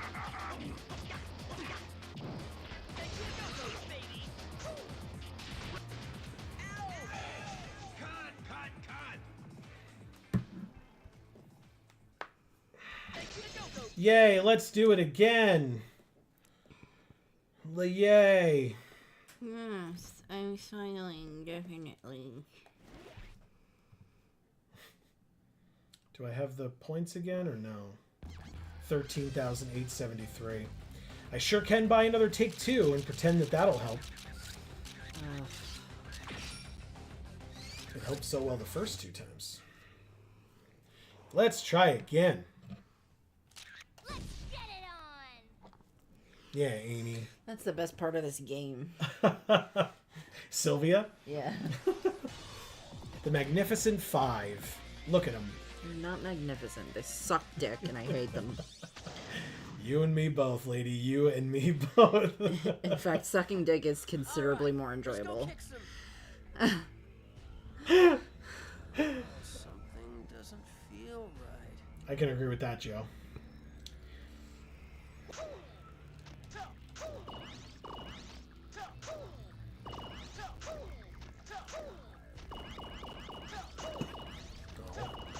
Did that wrong. James A. Caster was the name of that comedian. Oh, there you go. Spider Clooney. Let's But I don't usually appreciate, like, taking someone's joke, repeating it, and then not being able to say whose joke it is, Yeah, sure. It's, like, kind of fucked up. It's like, oh, listen to this funny thing I heard someone else make up. I can't tell you who it was. Yeah, it was James A. Caster. I am terrible at remembering names of virtually any celebrity, regardless of what they do. But I'm not. So, like, you and I No, are pretty you're good in that respect, because you'll, like, I'll be like, well, describe them, and you'll say, like, what they were in, or what you remember them from. I'll be like, oh, yeah, this person. You're like, yeah, sure. I'm like, yeah. Go with it. Shit! Seriously? These fucking red spinny things really piss me off. So Winter says, to be fair, it's a much smaller island, and there are gonna be less comedians to name from Britain in general. Sure. Hobbs says, and they have acknowledged a few times where they've messed up, to their credit, but not enough. Sure. Oh, you mean South Park? He says, weirdly, I'm more forgiving on the older episodes that don't age as well because they were older than the newer ones that don't age well. Yeah, sure, of course. Well, yeah, and especially if it's like when they were first starting out, and so they weren't as, I don't know, in the zeitgeist. Oh my god, just be hit by an attack, please. Sorry, I'm trying to, like, please. I'm trying to, like, not be as salty. We're having fun, so. Thank you. Of course, okay. Are you done with that statement? Yeah, I was gonna say, like, obviously, like, you're gonna want something to kind of change with the times as best they can, but when they're kind of known for a certain thing, it's gonna be kind of hard for them to sort of pivot or maybe just, like, tone down what they're doing for the sake of, like, being a little bit more acceptable to the public, especially if, like, their thing has always been to not care about being acceptable to the public. But Yeah, I mean, obviously, newer episodes, you expect them to be aging better. Yeah. Spider Clooney says Sean Locke was a legend on 8 out of 10 Cats in the Countdown version. Agreed. Yeah. Rest in peace. Hub says, and yet there's still a lot of good there that I would want to recommend to people who know what to embrace and what not to.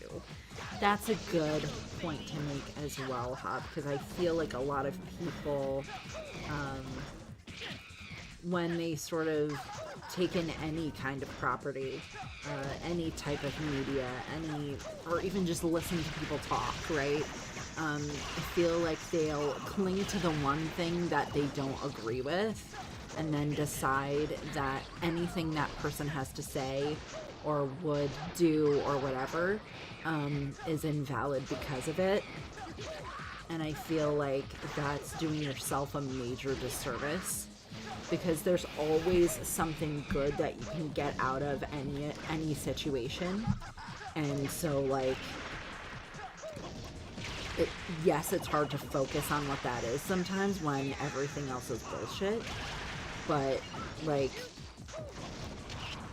thinking that, like, that one thing has made it so that, like, you can get nothing out of it, I think is just a step too far, you know? And I feel like people do that a lot.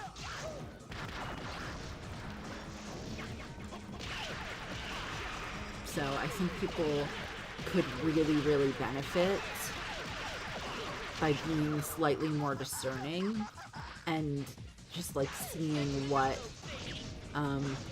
how they can benefit from, you know, just taking in a little bit more of the information. And, you know, sometimes that sucks because sometimes people are not more discerning, and when they take in more of that information, it's just manipulative bullshit, right? But God. It's always fun after having, like, a really difficult fight to have the game tell you you are crappy. yeah. Yeah, Really cool. I can't get behind these grades that they give you. I really cannot. A is awesome, and anything other than A is really terrible. Well, or V is, like, above A is V for Viewtiful. But Oh, yes, oh, yeah. otherwise, yes. But if you get a B, you're bad. If Yep. you get a C, you're crappy. If you get a D, what's that one? Try. No. Yeah, I don't think that's fair.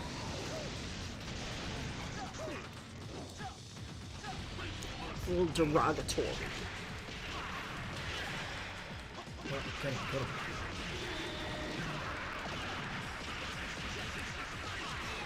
Marcus says 95 eggs, no shiny. Jeez. Ugh, sorry, I Marcus. told you the odds are 500 something, so. Yeah. Still, not that this is, you know, me telling Marcus to, like, deal with it. It sucks. But he's still within odds, right? Yeah, well, it'll be a while and he'll still be within odds. Yeah. So hopefully he gets one soon. Winter says, you heard it here first, folks. I don't know what that was in regards to, Winter. I'm sorry. Spider Clooney says, Winter, we actually have so many comedians. I just don't like most of them. James Acaster.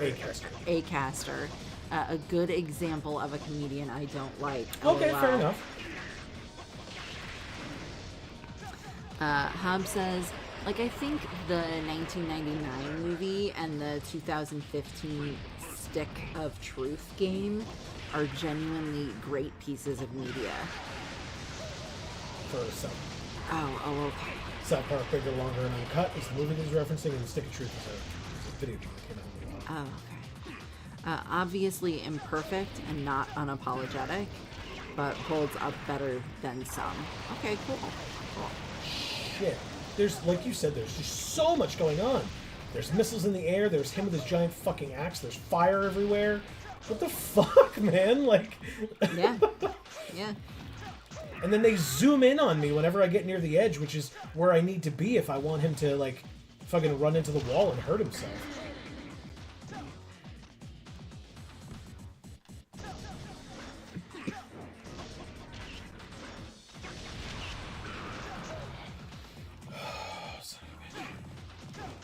Winter says, Man Bear Pig was pretty good, though. Correct. LOL, I'm not saying Britain doesn't have a lot of comedians. I'm just saying they're outnumbered. Spider Clooney says, I can name more British comedians than I can name American ones. Sure. LOL. Tongue sticky outy face.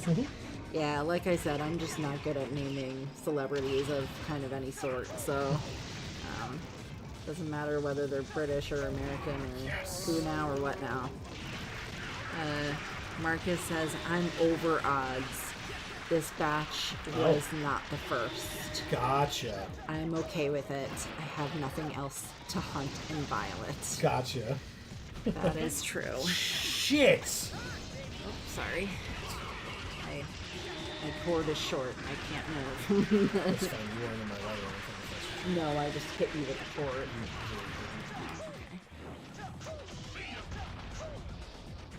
Really, dude?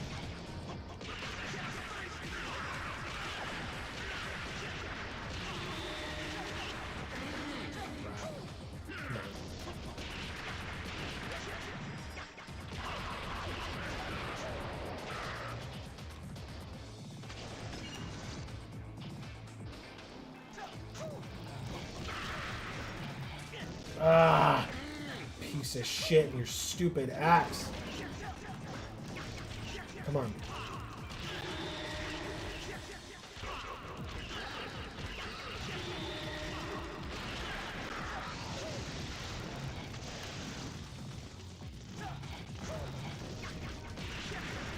Come on. He's just standing in the Come on!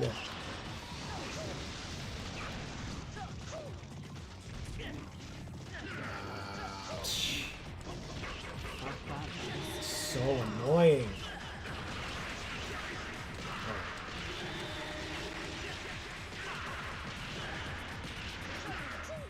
Yeah, baby, get that V. Very nice. Wow. Alright, he got his axe back. Come on. What the hell is he doing? Oh, he threw it at me. Got it. Oh my god, are you kidding? Marcus says, actually, I'm not over odds. The shiny I need is the second. I've already hatched one. Gotcha. Cool. Oh my god. Please stop. That attack does so much damage. And I've already used my take two. I just cannot beat this guy. Which is funny, because if you go back and watch, I'm pretty sure I beat him the first time on my first try. Wow. So.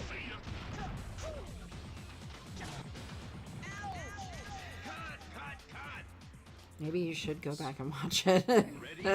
No, he's obviously harder. Like, I'm just saying, like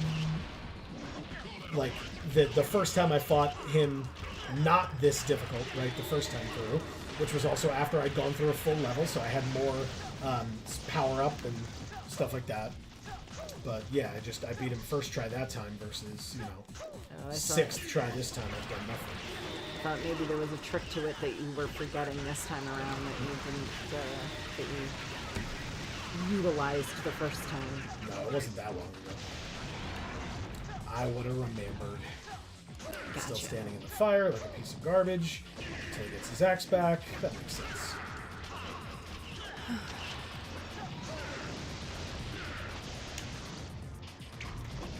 Would you like something to drink?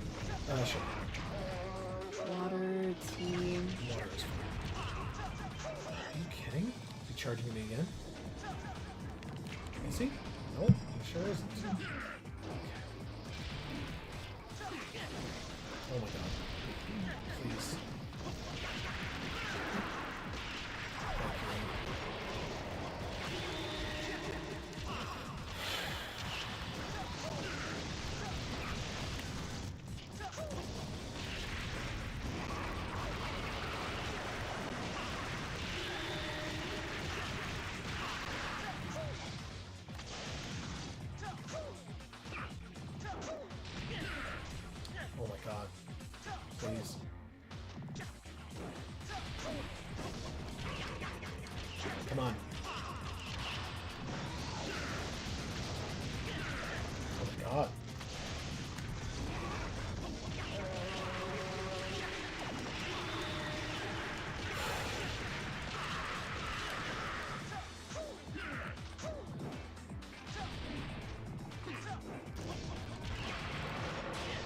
Oh, come on.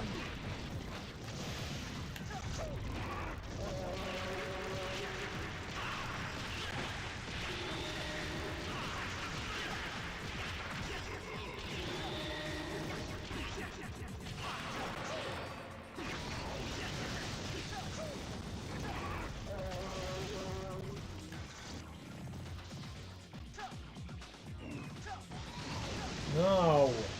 Stupid fire.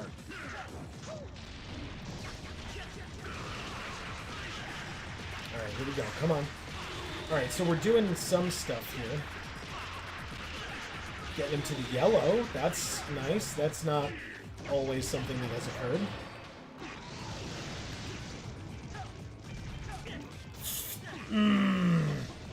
That charge attack is the actual worst. And if I get hit by it, like, more than once, it's like a guaranteed loss, I feel like.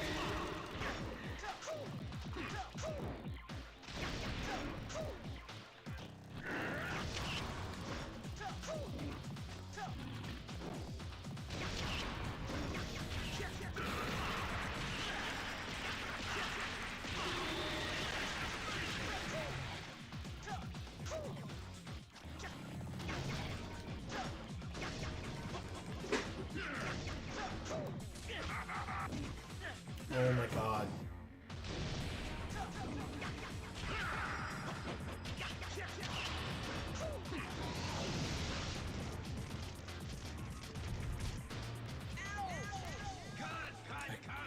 I just... Alright, well... Ready? Action! Just go for it!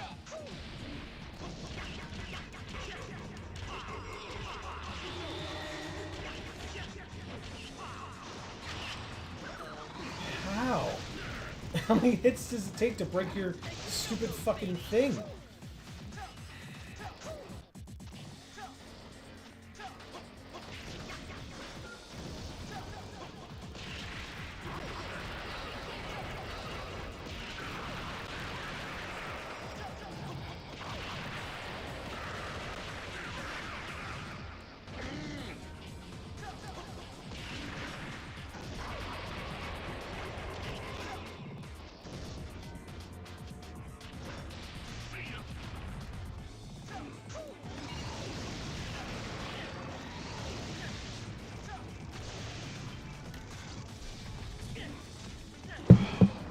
Thank you.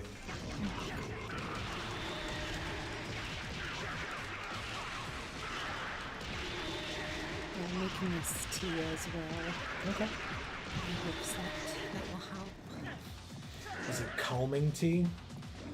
I could give you that, but I was gonna give you like the caramel tea that tastes really good. That is good. 'Cause I felt like that would calm you for that reason. Fair enough. Yeah, we technically have like tension tamer I could give you. Yeah, I mean, based on what time it is, it kind of doesn't matter if, like, in like 20 minutes I can just stop and feel okay about it. But...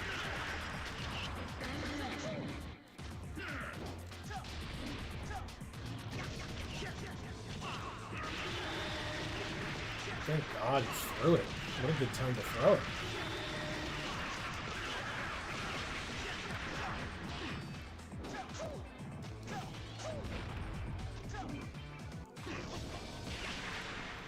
Get him.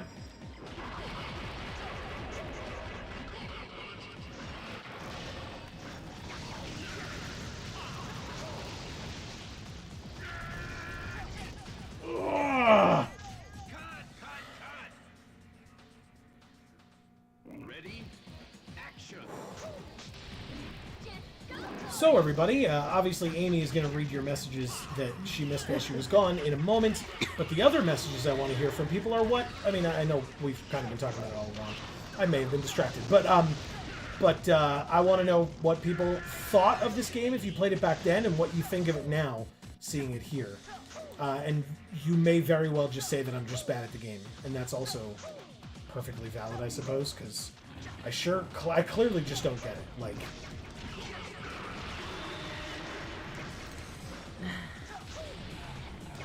Damn it. Oh my god.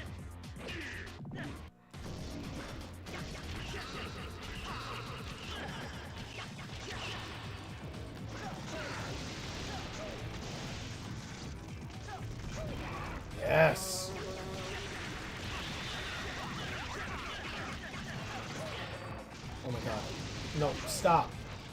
Seriously?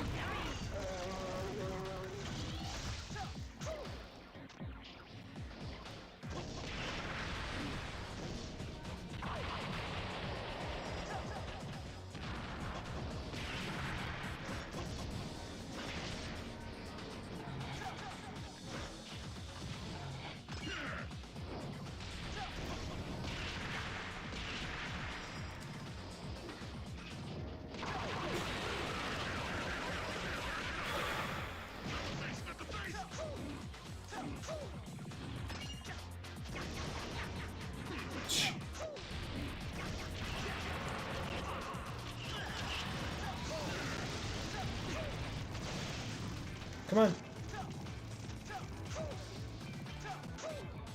Really? Now you won't run over here? Okay, that works for me. Son of a bitch. Oh, he did it.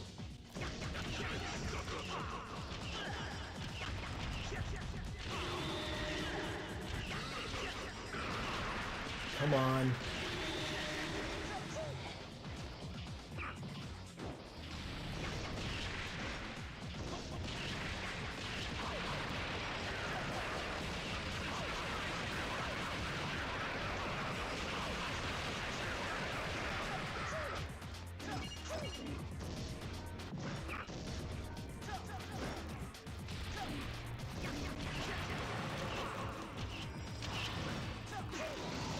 Okay, okay. Things are happening. Ooh!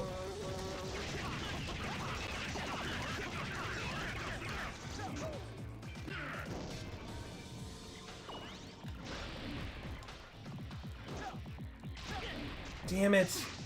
Seriously?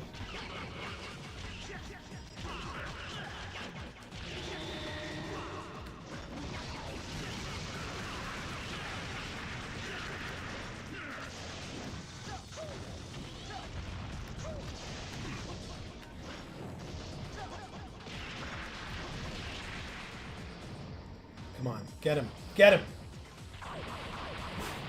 He's got the fucking axe back. No! Ah, really? Okay, okay, okay. Damn it! No, don't push me towards him.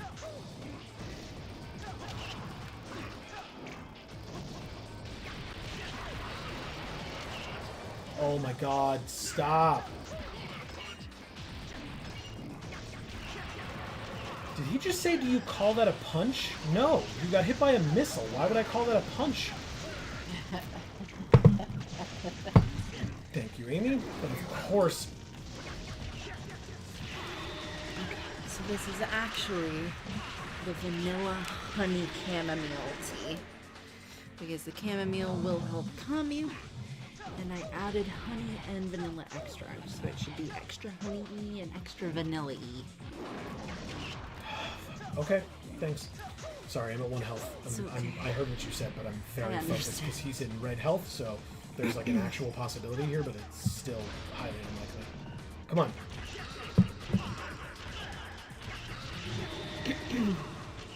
No, no, no, no. No, speed up, speed up. Give it back, give it back, give it back. So close.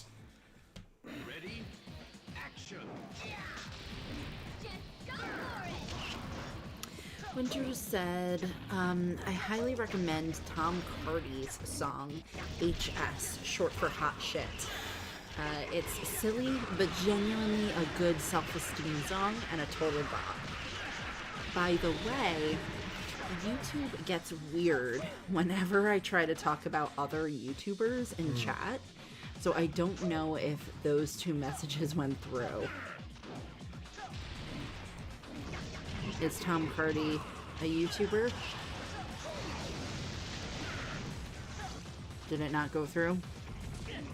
Fuck off! Oh my god.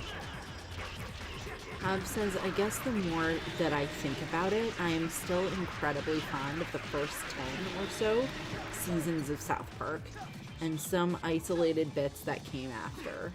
But I see way too many of the flaws now, and I'm more aware of how the world works to enjoy it fully and the way I used to. Sure, of course. I'm sure many people are in that same boat, Hub. And I've seen how in the real world, enlightened centrism puts people's lives in danger. I'm not sure I follow what enlightened centrism is. That's what South Park does, meaning, like, I'll make fun of anyone, but it's because I make fun of everyone. Winter says, like I said, it was a much simpler time. Sounds like the first didn't go through. That guy is a comedian I like, and listened to his music for my drive home today. Look him up. I will. Write him down as well. Just kidding. I'm at 1 health. This is fucking a huge waste of time. Let's go. This is insane. Every moment that I waste is like... And it's after 10 o'clock, so by all rights I should stop, but everybody's having fun, so I'll keep going. I don't even know if I have enough for a take 2. I don't even know if that's the right choice right now. I have no idea. But we have 10,625, so this will be the last take 2 I can buy. But that's good, because this is my last try regardless, so... I will take a take 2, I will exit, and we will start all over again. With the first boss from the beginning. Hab says Tom Cardy did a song for Hell of a Boss called Juggling LZ Cool. Juggling is cool. Oh, I see. That's okay. And Marcus says, tagged you in a thing. Oh, cool. We'll have to check it out after, because my phone is not even like on where I can get notifications yet. So, but I can see the time, and that's, like I said, kind of what matters right now.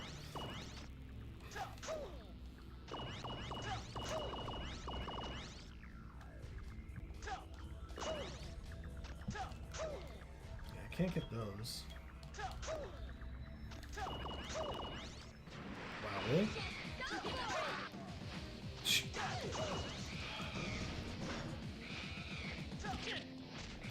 Ow.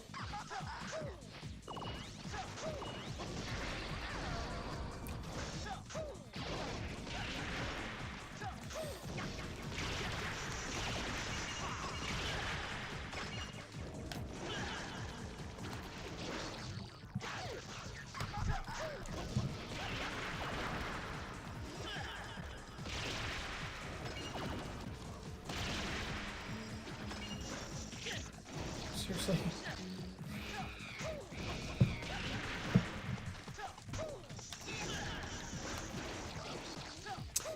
Winter says, my fave Tom Cardy songs and music videos. HS, Transcendental, Cha Cha Cha, Red Flags, and Perception Check. Nice. Cool.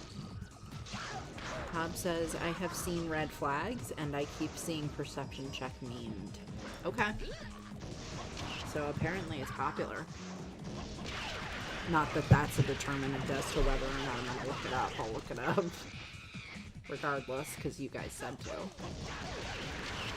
Oh, I finally watched the first 2 Sonic movies with my kids, Hub says. Oh yeah. That's awesome. How'd it go? Did you like it? Did the kids like it?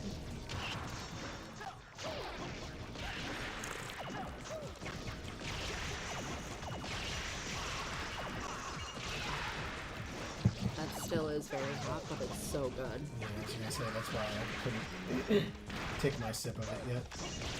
I'm sorry, I put it in a little longer than I usually do, but that's because it usually doesn't come out very hot when I put it how long I usually do. Winter says, Perception Check is perfect for anyone in a D&D group that has that bard. And the word that is capitalized. Hab says, they mostly liked it. Son is excited for 3. Nice. So for me, this is going to be complicated. Oh, okay. Well, I'm glad your son's excited for 3. And I will hear what you have to say, Hop. Winter says Oh, sorry. No, go ahead. Winter says, I hear great things about Sonic 3. Yeah, we haven't seen it yet, so no No. spoilers is what I was going to say, but Hob literally said he hadn't seen it yet, so... And Winter hasn't seen it yet either, so... But still no spoilers for anybody else who maybe has. Oh my god! Okay, fine. Yep. Just do your stupid thing.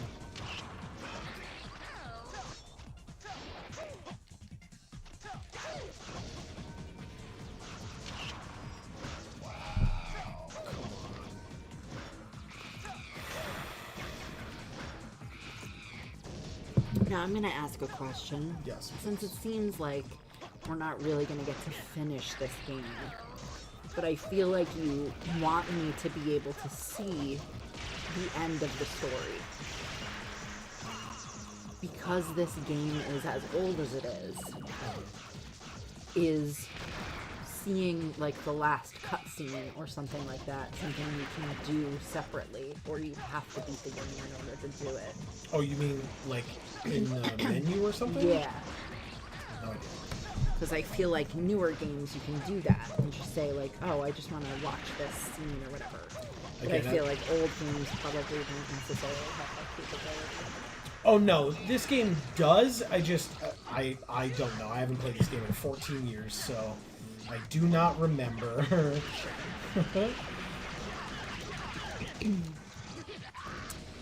Hob says, for context, I am a huge fan of Genesis-era Sonic. Sonic 2 was the first video game I ever owned. Those original games were formative. And I fell off hard when they switched game systems. Okay.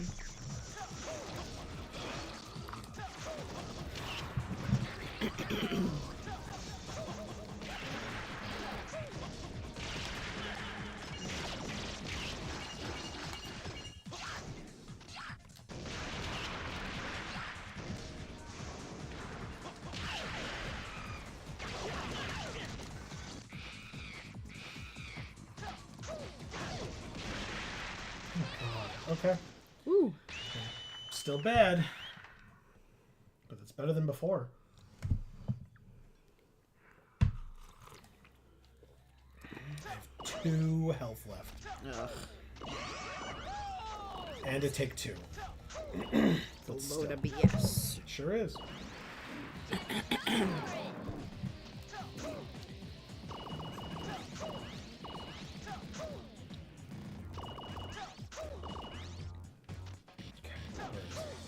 There he is.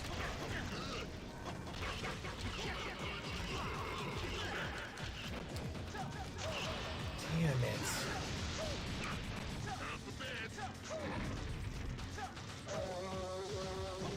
Oh, I didn't even realize he talks. I like his voice, it's cool. Yeah, me too. He's the one who, like, said his name or whatever. He was like...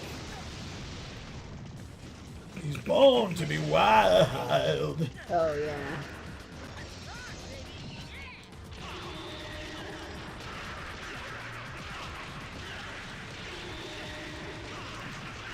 So Hob says, one of the Hollywood tropes I hate the absolute most in the entire world is we have a cartoon character / cartoonish character that we don't know what to do with. So let's put him in the real world and make him some normal human's sidekick. Mm-hmm.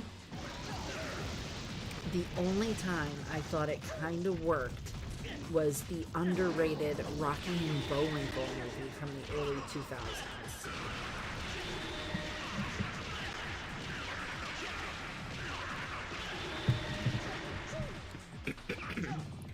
Interesting, okay.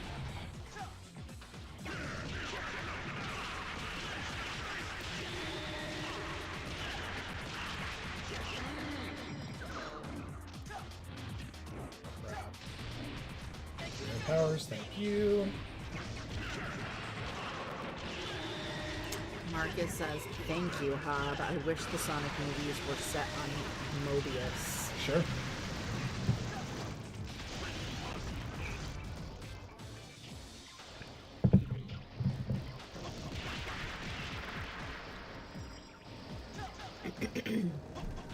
Is Mobius a place? It's the planet. The world. Oh.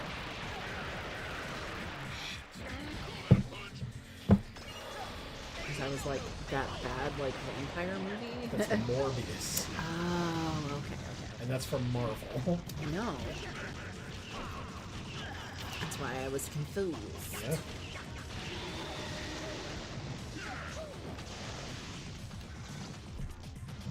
Come on, dude. Hob says, anyway, the first Sonic movie did this. And while it's not as offensive as most, I still brought the whole proceedings down. It still brought the whole proceedings down and remains an albatross around the franchise's neck.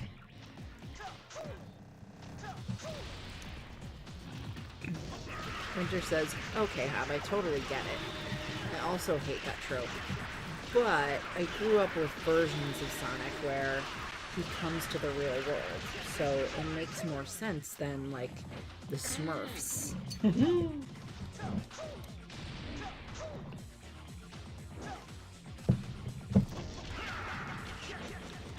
Oh,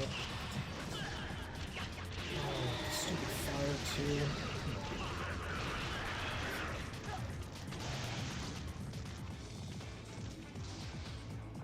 It's fine. Check my damage back.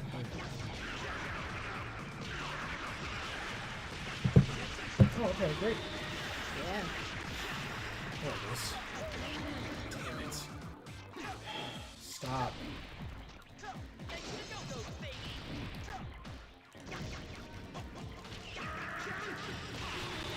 Winter says, I'm just sad we didn't get Sonic X in real life, where we had to sympathize with a poor rich boy who gets something he wants, but he's still sad, I guess.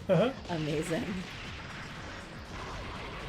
Hub says, that said, I do like Ben Schwartz's and Jim Carrey's shtick. They don't quite match the characters, but they're enjoyable. So I'm glad it got the sequel, which brought more stuff from the games in. Okay. I agree that the second one was more interesting, because the first one was kind of tropey, and the second one was, like, had more to it that told me more about Sonic, right? Because I have a very baseline knowledge of what Sonic is. So getting to see those movies, first one kind of introduced it, and then the second one had me learn more about Sonic. Oh my god. I got to use the thing. There was fucking health on the board.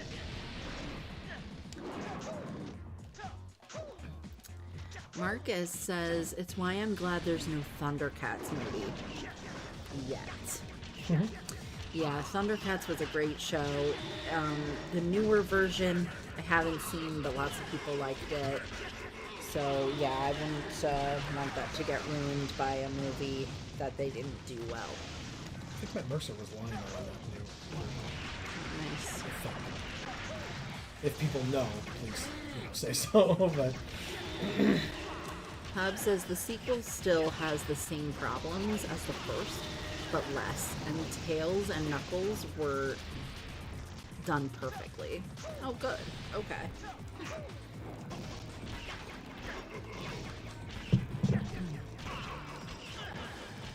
don't.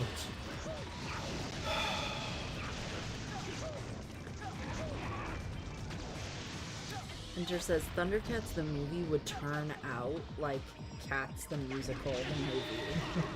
Ugh. That's terrible. I hope not. I hope that will never happen.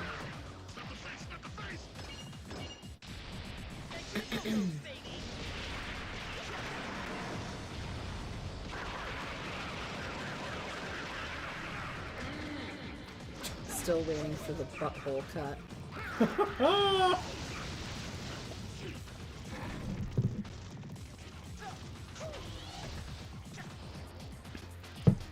Marcus says the Thundercats reboot is better than the original. We don't talk about the other show. What other show? He can't talk about it. I'm joking. So I know of two, but I guess he's referring to a third one.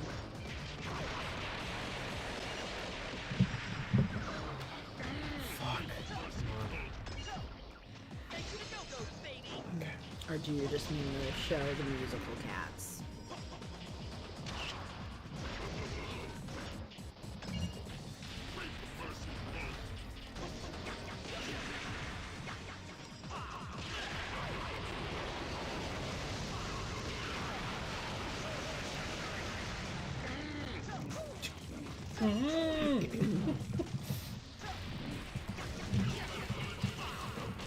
Come on, get him. Damn it. Winter says, I'm glad I got Joe to laugh. This game has not killed all of his soul, just some of it. Only most of it, yeah. I appreciate it.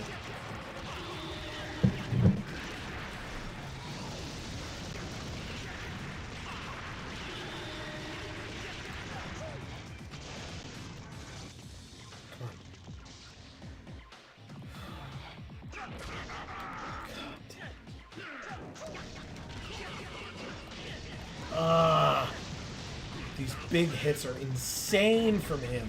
Oh, that's good. Did he really? Oh, okay. I was like, really? Did he not run into it? He did. Yeah. Get those burgers, baby.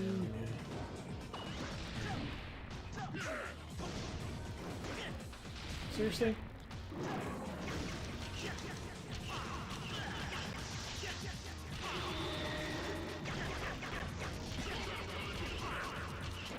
No! God, you asshole. I knew it. I knew he was going to charge me, and I knew that I didn't have the fucking power to stop it yet. It's so frustrating. Come on.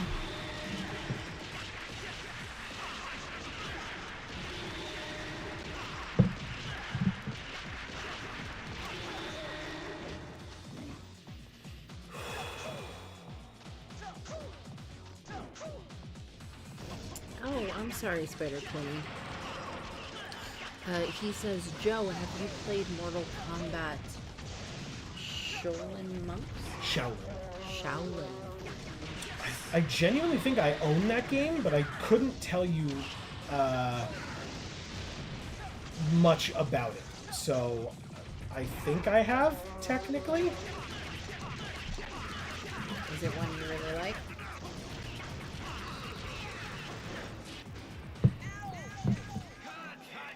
And thanks for letting me know, Spider Clooney. Sometimes I just miss one.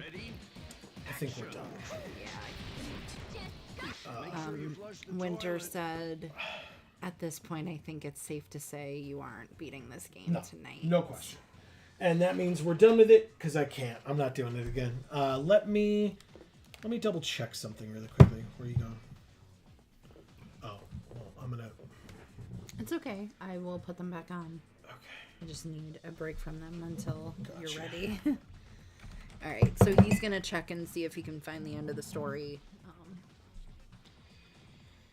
If you guys are typing, I can't see chat at the moment. Oh, shit. I'm sorry. That's my fault. I can give it back. My bad. There you go. Sorry. Thank you. Spider Clooney says, it's good. Kind of like RPG style. Combat similar to this game. Boss was hard. Yeah.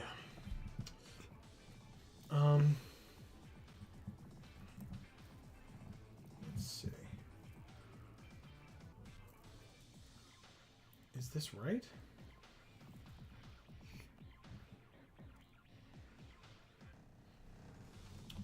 I have no idea. I can't get rid of the game sounds, notably. Oh, you can't just like mute it? Nope. Oh, hold on. Well, should you just turn it off or? Again, just give me a minute. Oh. I just need to figure out what the options are here. I'm sorry.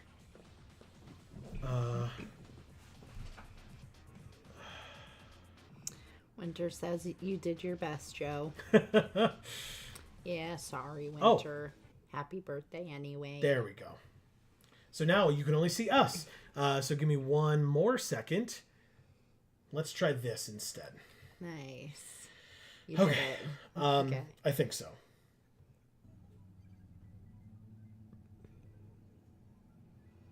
Joe.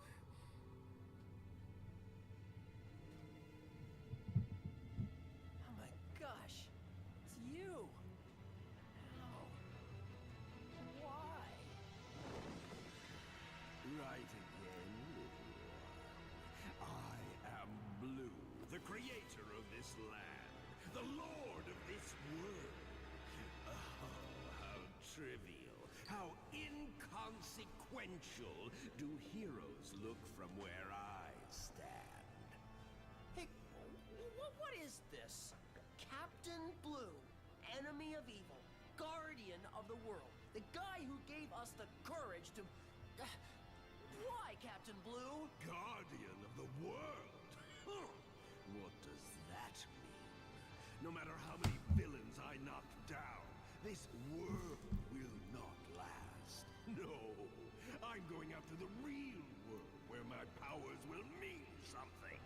I'll rule the entire Earth, and then I can exact revenge on you people who confined us to this fleeting, transient world of movies. Humans who just create things and then throw them away when they're bored and done with them. Just like so much tissue paper. What are you going to do to Sylvia? Foolish boy, you still don't get it, do you?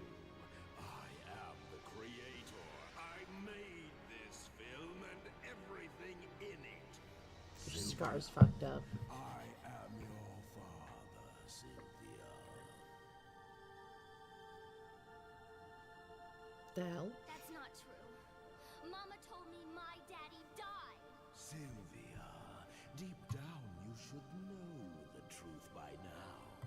The same blood courses through our veins. In a way, it is true that your father has died. In his place stands the master of the world, the all-powerful controller of light and dark. Me, King Blue. This voice actor is great. Oh. The omnipotent King Blue. Oh, shit. Now give up your futile resistance. Your life will give me the fresh energy I need to break into the real world.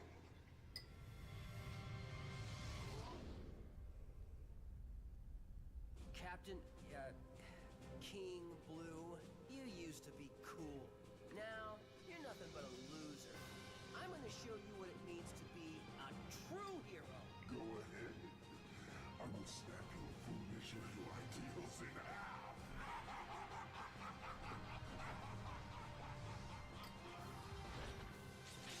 Come on, Six Machine! My hero. Gross. I knew you'd hate that.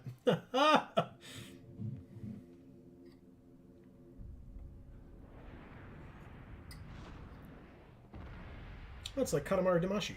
Yeah. He even looks like the king Yeah, he from does. Katamari Damacy.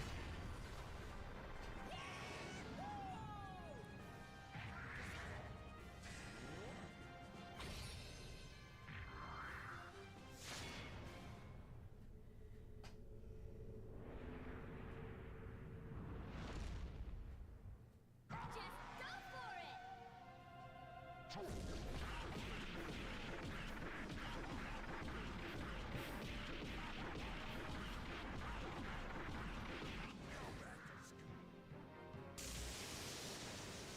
Wow. What is that?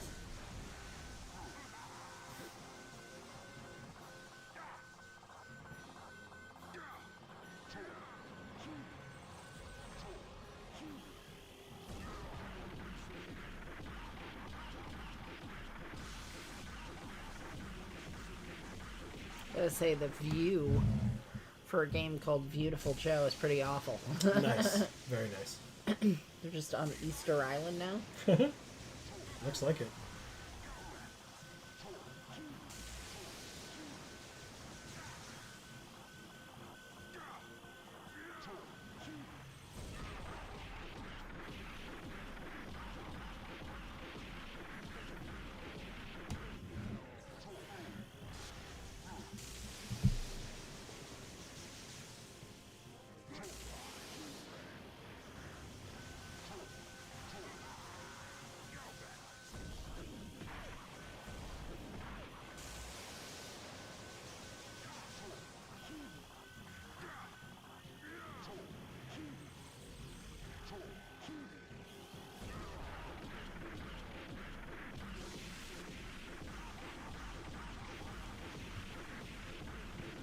This seems like a far cry from where we were at. So, I mean, it's probably good we didn't try to get here. Like, It's just like, keep what- on trying to get here. Like, what is this boss fight? It's so fucking stupid. Jump when he gets closer and punch him on the side a bunch of times while dodging a bunch of irrelevant bullshit, and then you win, I suppose? See? Like, it's the same thing over and over again. Yeah. There's, like, no variation whatsoever in a final boss fight. It's like, okay, sure.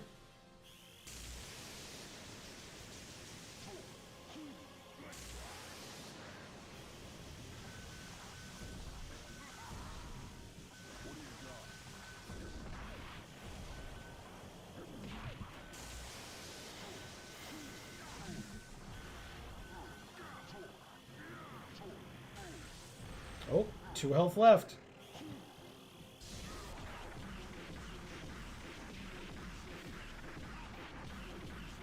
Yeah, I mean, this is terrible. All you can see is his foot. Yep. Like,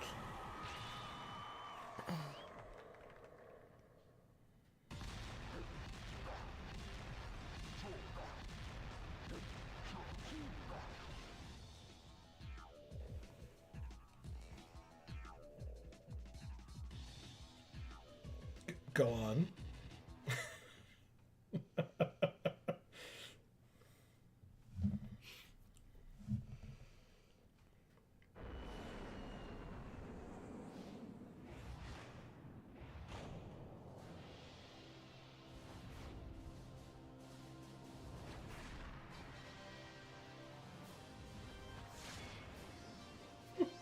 Just go for it!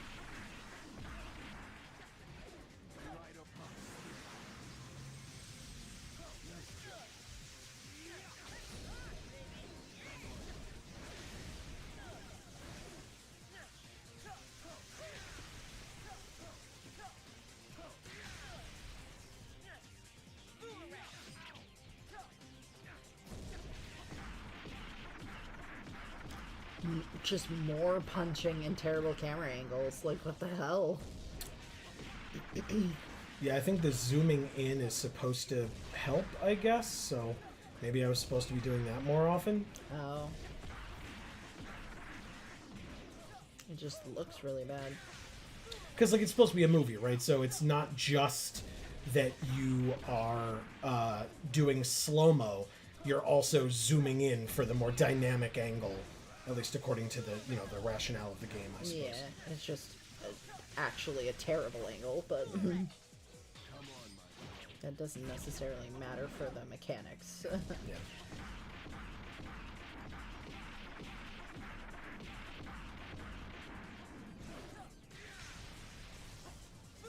It's kind of cool that he, like, teleports, sort of, or, like, floats away. Mm-hmm. Because he's, like, incorporeal, sort of. Corporeal enough for you to hurt him, though, for some reason. Sure.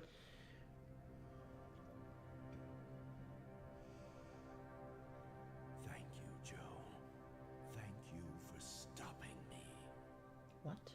20 years ago, I was hailed as the most revolutionary movie maker of my time. But it was just a fad, and I was soon forgotten. All I ever wanted to do was to create heroes. True heroes the world needed. And as if to answer my prayers, I was sucked into one of my films. And I was given the opportunity to live the life of a hero. I lost touch with reality. I forgot about my wife and daughter. I was too busy living out my fantasies. But little by little, the seed of evil had begun to sprout in my heart. Desire for revenge against the people who had betrayed me flared up, and... Daddy? Forgive me, Sylvia. I was wrong. Daddy, don't be silly. You could have abandoned your ideals and ended up disillusioned and hollow like an empty shell. At least you followed your dream. I thought it was a great movie. Just think of all the fans waiting for your next production. You can't disappoint them. Oh, Sylvia.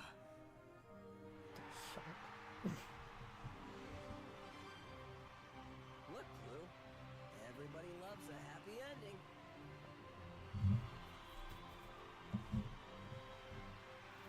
Wait a minute. Wasn't I supposed to be the main character here? Ah, yes. But there's more to this story. Warning, warning. Large numbers of UFO troops detected closing into Earth. Motivation, world domination. Missiles fired. 60 seconds to impact. Oh, uh-oh. That doesn't sound good. What did you do, Captain? Like I said, there's more to this story.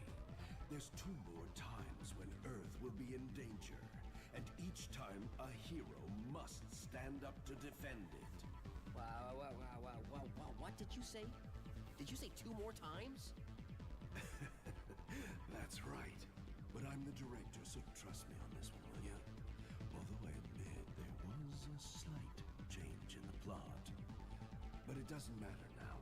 The world has a new young hero called Viewtiful Joe to protect them. Show them again how a hero is supposed to be.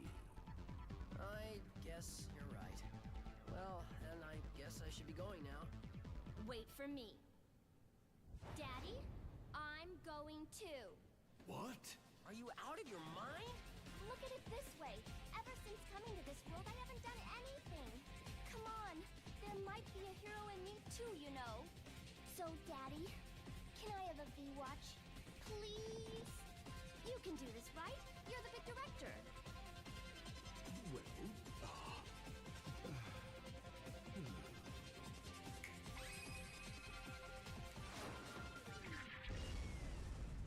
Looks like the party's about to begin any minute now.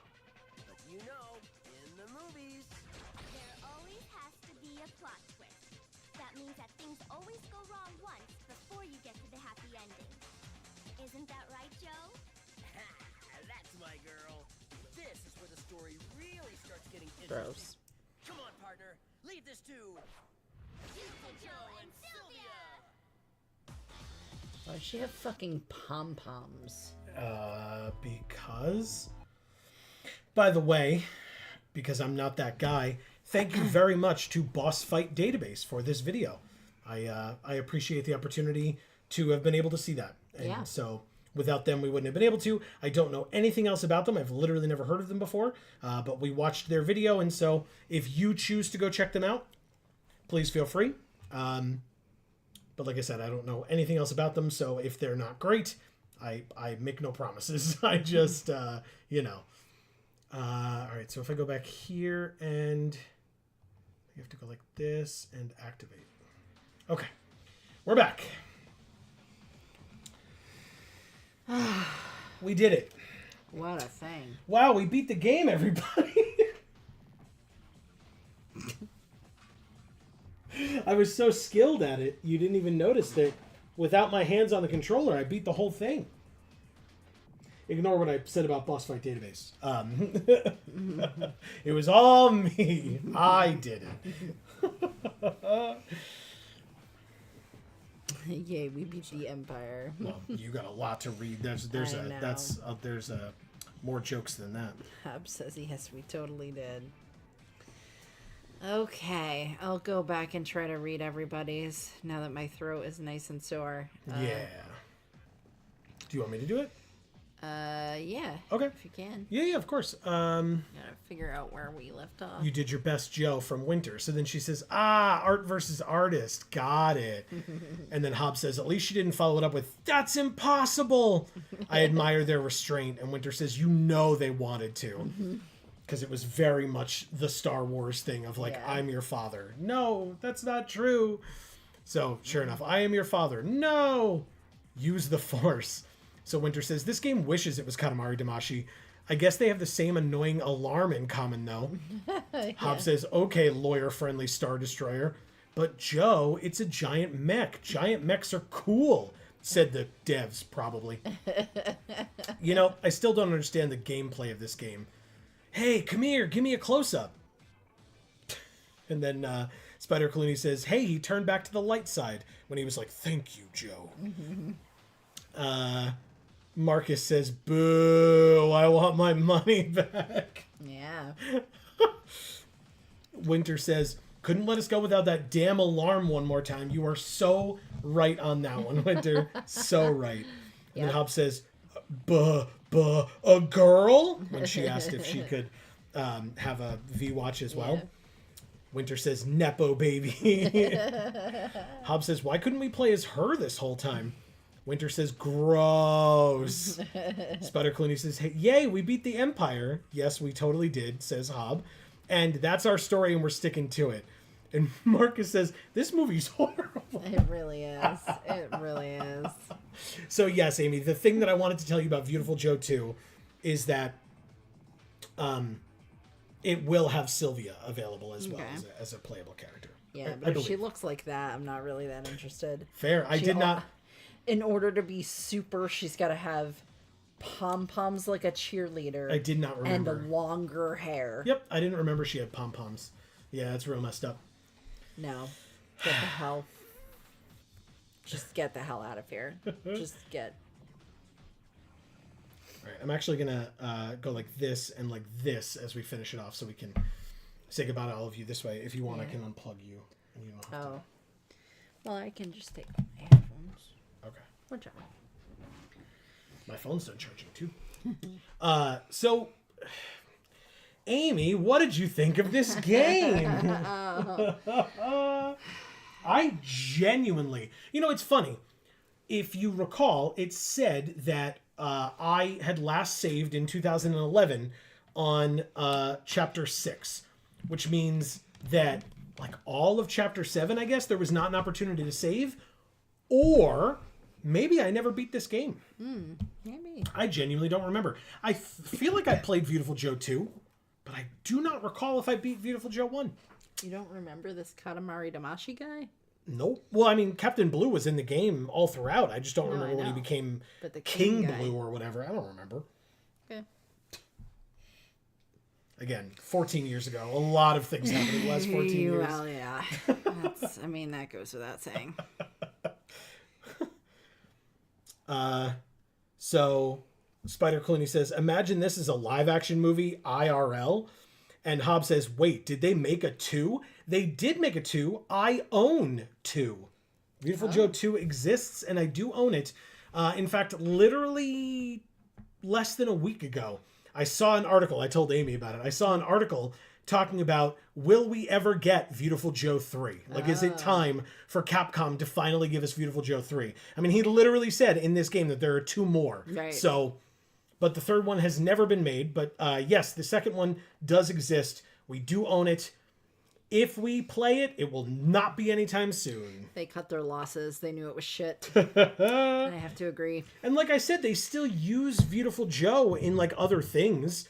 Like, if like a fighting game or something like that. Yeah, I do not remember the game being this oppressive. I felt like I had good memories of it, and they did not show up here. Nah. Hobbs says, I was under the impression that this underperformed and the franchise stalled. Maybe after the second one. Second one was made, though. Like I said, I own it.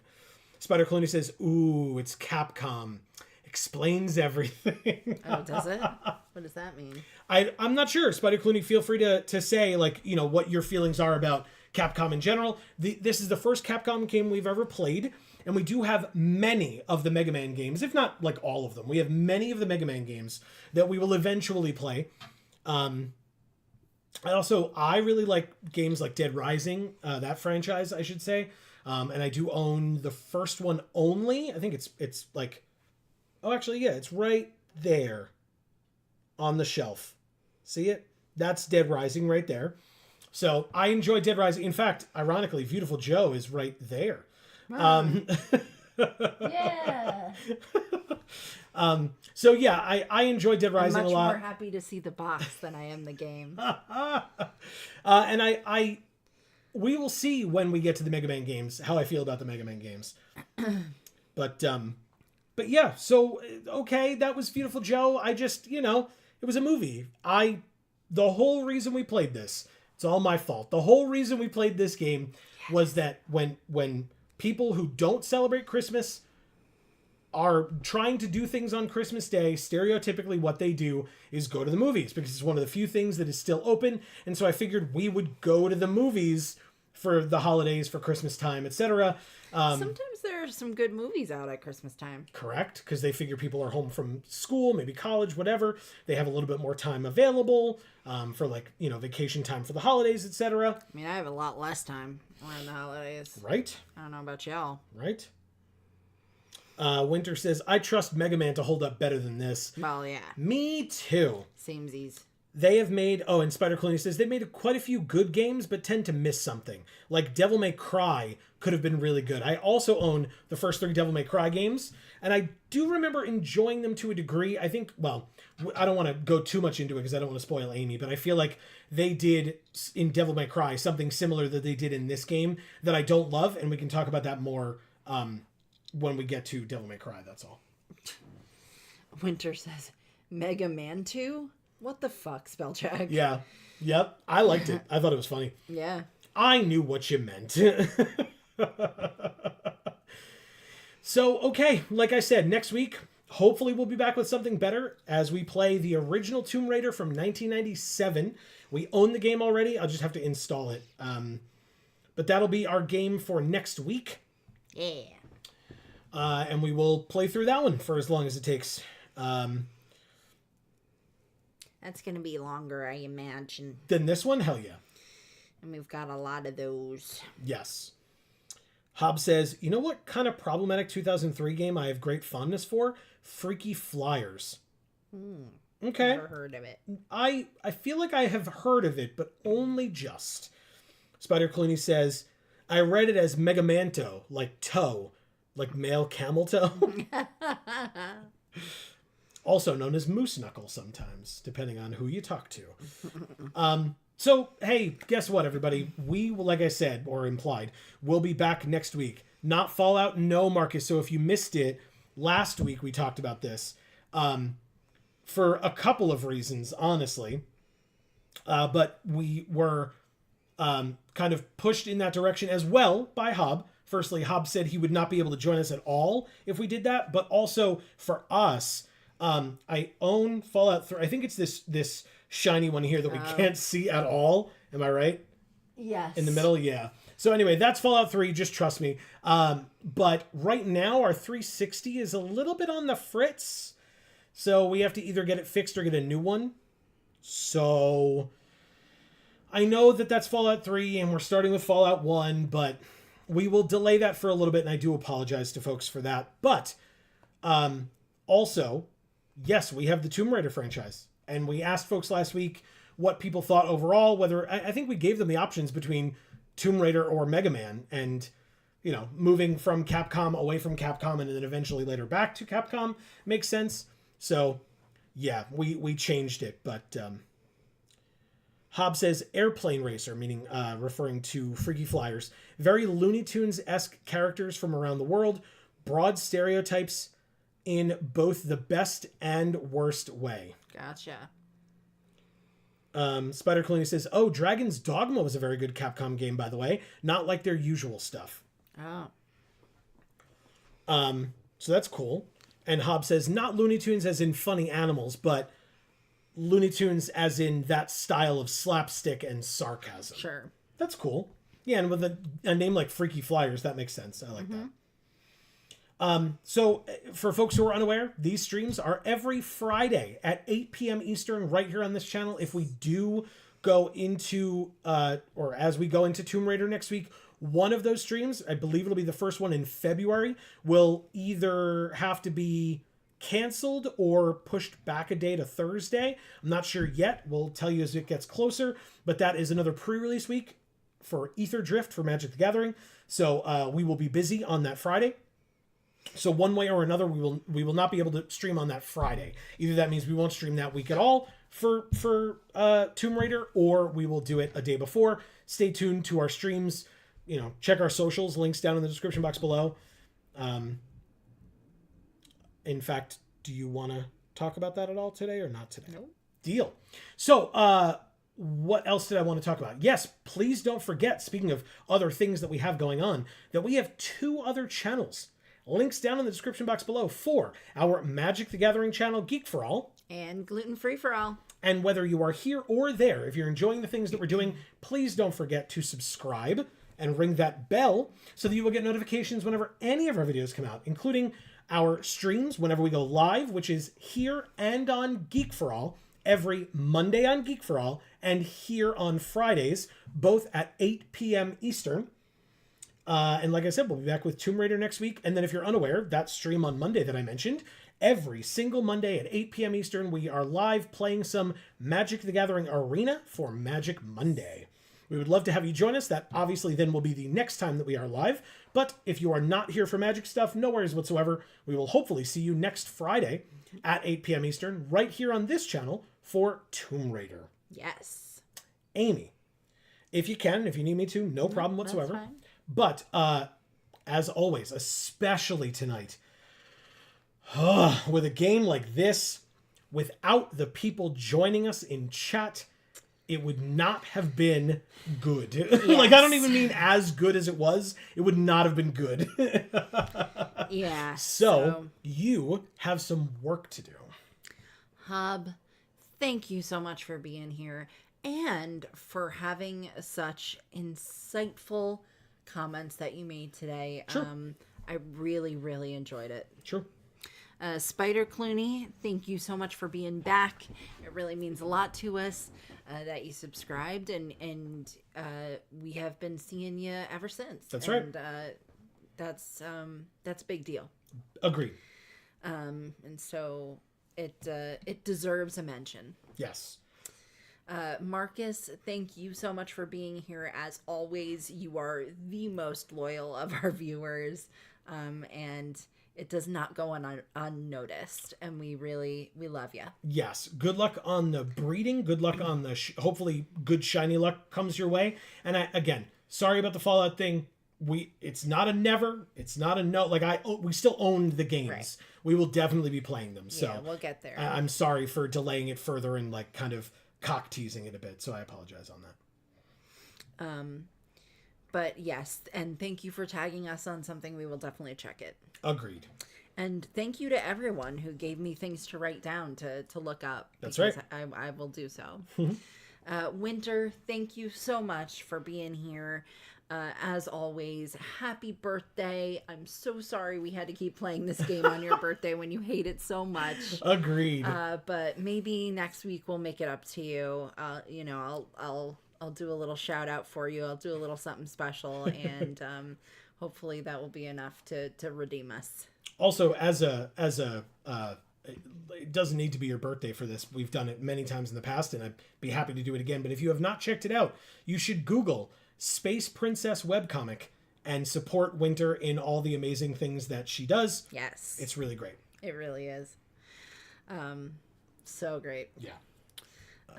Do you want to do this or go up? Yeah. These new messages. Hob says, glad to be here as always.